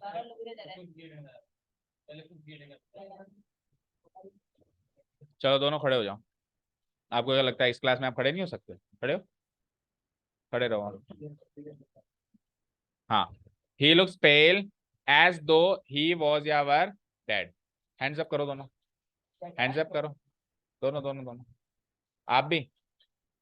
हाँ, हाँ जी, ही लुक्स पेल एज दो ही या वॉज या वर डेड, बताओ सेलेक्ट करो वर। अभी अभी बताया मैंने कि हाइपोथेटिकल एक्सप्रेशन है, एज इफ या एज दो से जुड़ा हुआ है, तो वॉज या वर में से सिलेक्शन हमेशा किसका होगा? वर का होगा, चाहे इधर ही है तो भी वर का ही होगा, इसमें भी वर इसमें भी वर। अब सुनिए ध्यान से, ये सेंटेंस देखो, पहले तो इसको पढ़ो। हाइपोथेटिकल एक्सप्रेशंस के बाद में यदि बी वर्ब आ जाए तो हमेशा वर का प्रयोग होगा, हाइपोथेटिकल एक्सप्रेशन के बाद बी वर्ब आ रही है, हमेशा किसका प्रयोग होगा? वर का, इधर भी हर जगह। ठीक है, अब ये सेंटेंस देखो, आई विश आई न्यू बता चुका हूं मैं, अगर आई विश का मैं आई विश्ड कर दूं तो आई न्यू गलत हो जाएगा, क्या हो जाएगा पास्ट परफेक्ट। तो पास्ट परफेक्ट में करना है इसको हैड नॉन, ठीक है। अगर आपने इधर पास्ट कर दिया तो इधर भी पास्ट करना पड़ेगा। तो सिंपल पास्ट का पास्ट क्या होता है पास्ट परफेक्ट, अभी बता दिया मैंने, वो सेंटेंस भी आ चुका है। पास्ट की बात को हाइपोथेटिकल एक्सप्रेशन में शो करने के लिए पास्ट परफेक्ट, मतलब अभी मैं जो मनवा रहा हूं अभी मनवा रहा हूं, और एक मैं पास्ट में मनवा रहा था और वो बात बता रहा हूं, दोनों में फर्क है ना, समझ गए। एक तो मैं कह रहा हूं मानो ऐसा हो जाए, तो मैं अभी मनवा रहा हूं ना आपको, तो ये तो प्रेजेंट की हाइपोथेटिकल एक्सप्रेशन है, ठीक है। और ऐसे ही हाइपोथेटिकल एक्सप्रेशन पास्ट में चली जाए तो हम क्या करेंगे विश्ड हो जाएगा, और न्यू का क्या हो जाएगा know had non, I wished I had non. अब सुनिए सर ये कैसे पता चलेगा कि पास्ट में चला गया, तो एक तो देखो विश का विश्ड हो गया, तो ये पता चल रहा है पास्ट में चली गई। कई बार क्या होता है छुपा हुआ रहता है कि वो उसमें पास्ट में गया है, देखो कैसे, पढ़ो।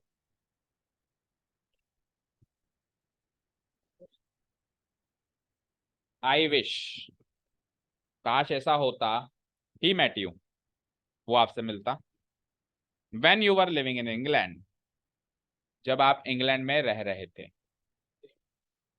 आ जाओ। होता है ना।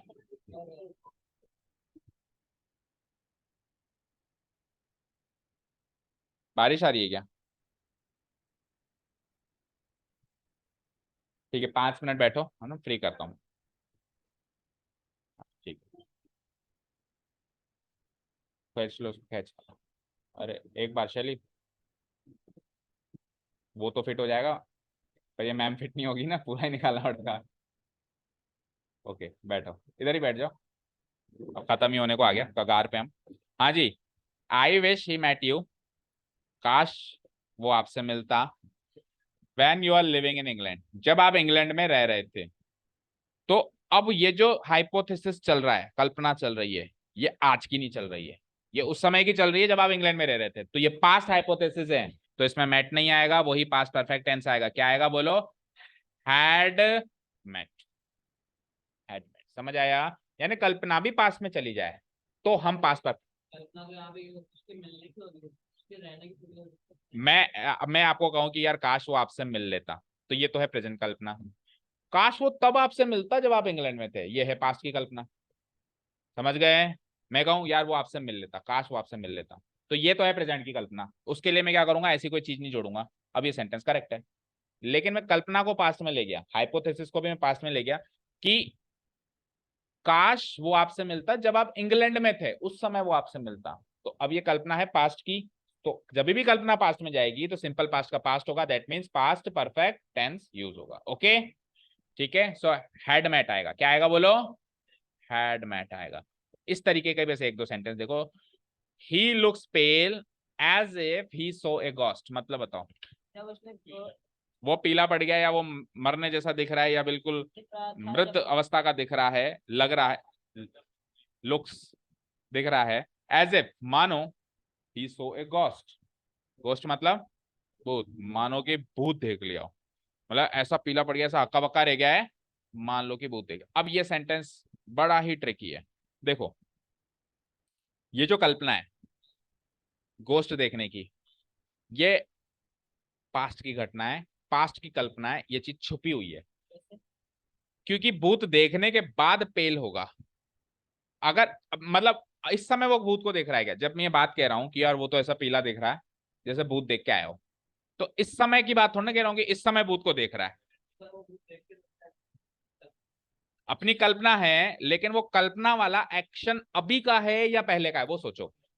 अभी का तो अगर वो अभी भूत देख रहा है तो बोलने वाला भी पीला पड़ जाएगा क्योंकि उसको भी दिख रहा है फिर तो, समझ गए। तो ऐसे कई बार ऐसे एक्शंस ऐसे होते हैं जो कल्पना प्रेजेंट की नहीं मानी जा सकती, थोड़े समय की पहले की मानी जाए, पहले थोड़े समय की या कुल मिला के पास समय की मानी जाएगी। ऐसे सेंटेंस में भी हम सो नहीं करेंगे, हैड सीन करेंगे, पास्ट परफेक्ट टेंस का प्रयोग करेंगे रेदर देन यूजिंग सिम। तो ये लास्ट के कुछ एक सेंटेंस जितने भी हैं वो उस पे बेस्ड हैं कि हाइपोथेटिकल एक्सप्रेशन भी पास्ट में चली जाए, हाइपोथेटिकल एक्सप्रेशन भी अगर पास्ट की बात की हो तो पास्ट परफेक्ट टेंस यूज करेंगे rather than using simple past tense. पता कैसे चलेगा पास्ट में चली गई, एक तो सीधा सीधा आई विश का विश्ड हो जाएगा, दूसरा ऐसे कोई चीजें जुड़ जाएंगी, और तीसरा जो ये लास्ट सेंटेंस देख रहा है इसमें तो बेटा इनडायरेक्टली सोचना पड़ेगा। इसमें कुछ जुड़ भी नहीं रहा है, लेकिन फिर भी छुपा हुआ है, मीनिंग छुपा हुआ है कि ये हाइपोथेसिस पास्ट की। ठीक है, सो दैट इज इट। ये हमारा हाइपोथेटिकल एक्सप्रेशन यहाँ पे खत्म होता है। लास्ट टॉपिक है कंडीशनल सेंटेंसेस, जिसको अपन एक क्लास और लगा के खत्म करेंगे। नहीं कल तो नहीं, अब तो वीकेंड, अब तो वीकेंड वही सैटरडे संडे है ना, मंडे टू फ्राइडे तो पैक है पूरा ना। ओके ठीक है, तो जितना पढ़ाया जाता है आपको काफी टाइम मिलता है इसको रिवाइज करने का, बच्चों रिवाइज किया करो। क्या है ना, लास्ट में प्रैक्टिस एक्सरसाइज है, और उसको डिटेल में क्लास में समझाया था एक एक डिटर्मिनर को कैसे होता है, उसकी वीडियो भी है। उसकी वीडियो भी है कि कौन सा डिटर्मिनर कैसे काम आता है, उसकी वीडियो भी। आप नहीं आए थे शायद उस टाइम, आप खेतों में घूम रहे थे, गांव में उस टाइम हुआ था वो। हम्म हम्म हम्म। एक मिनट बैठो। Okay, thank you so much for listening to us, have a nice day, keep learning and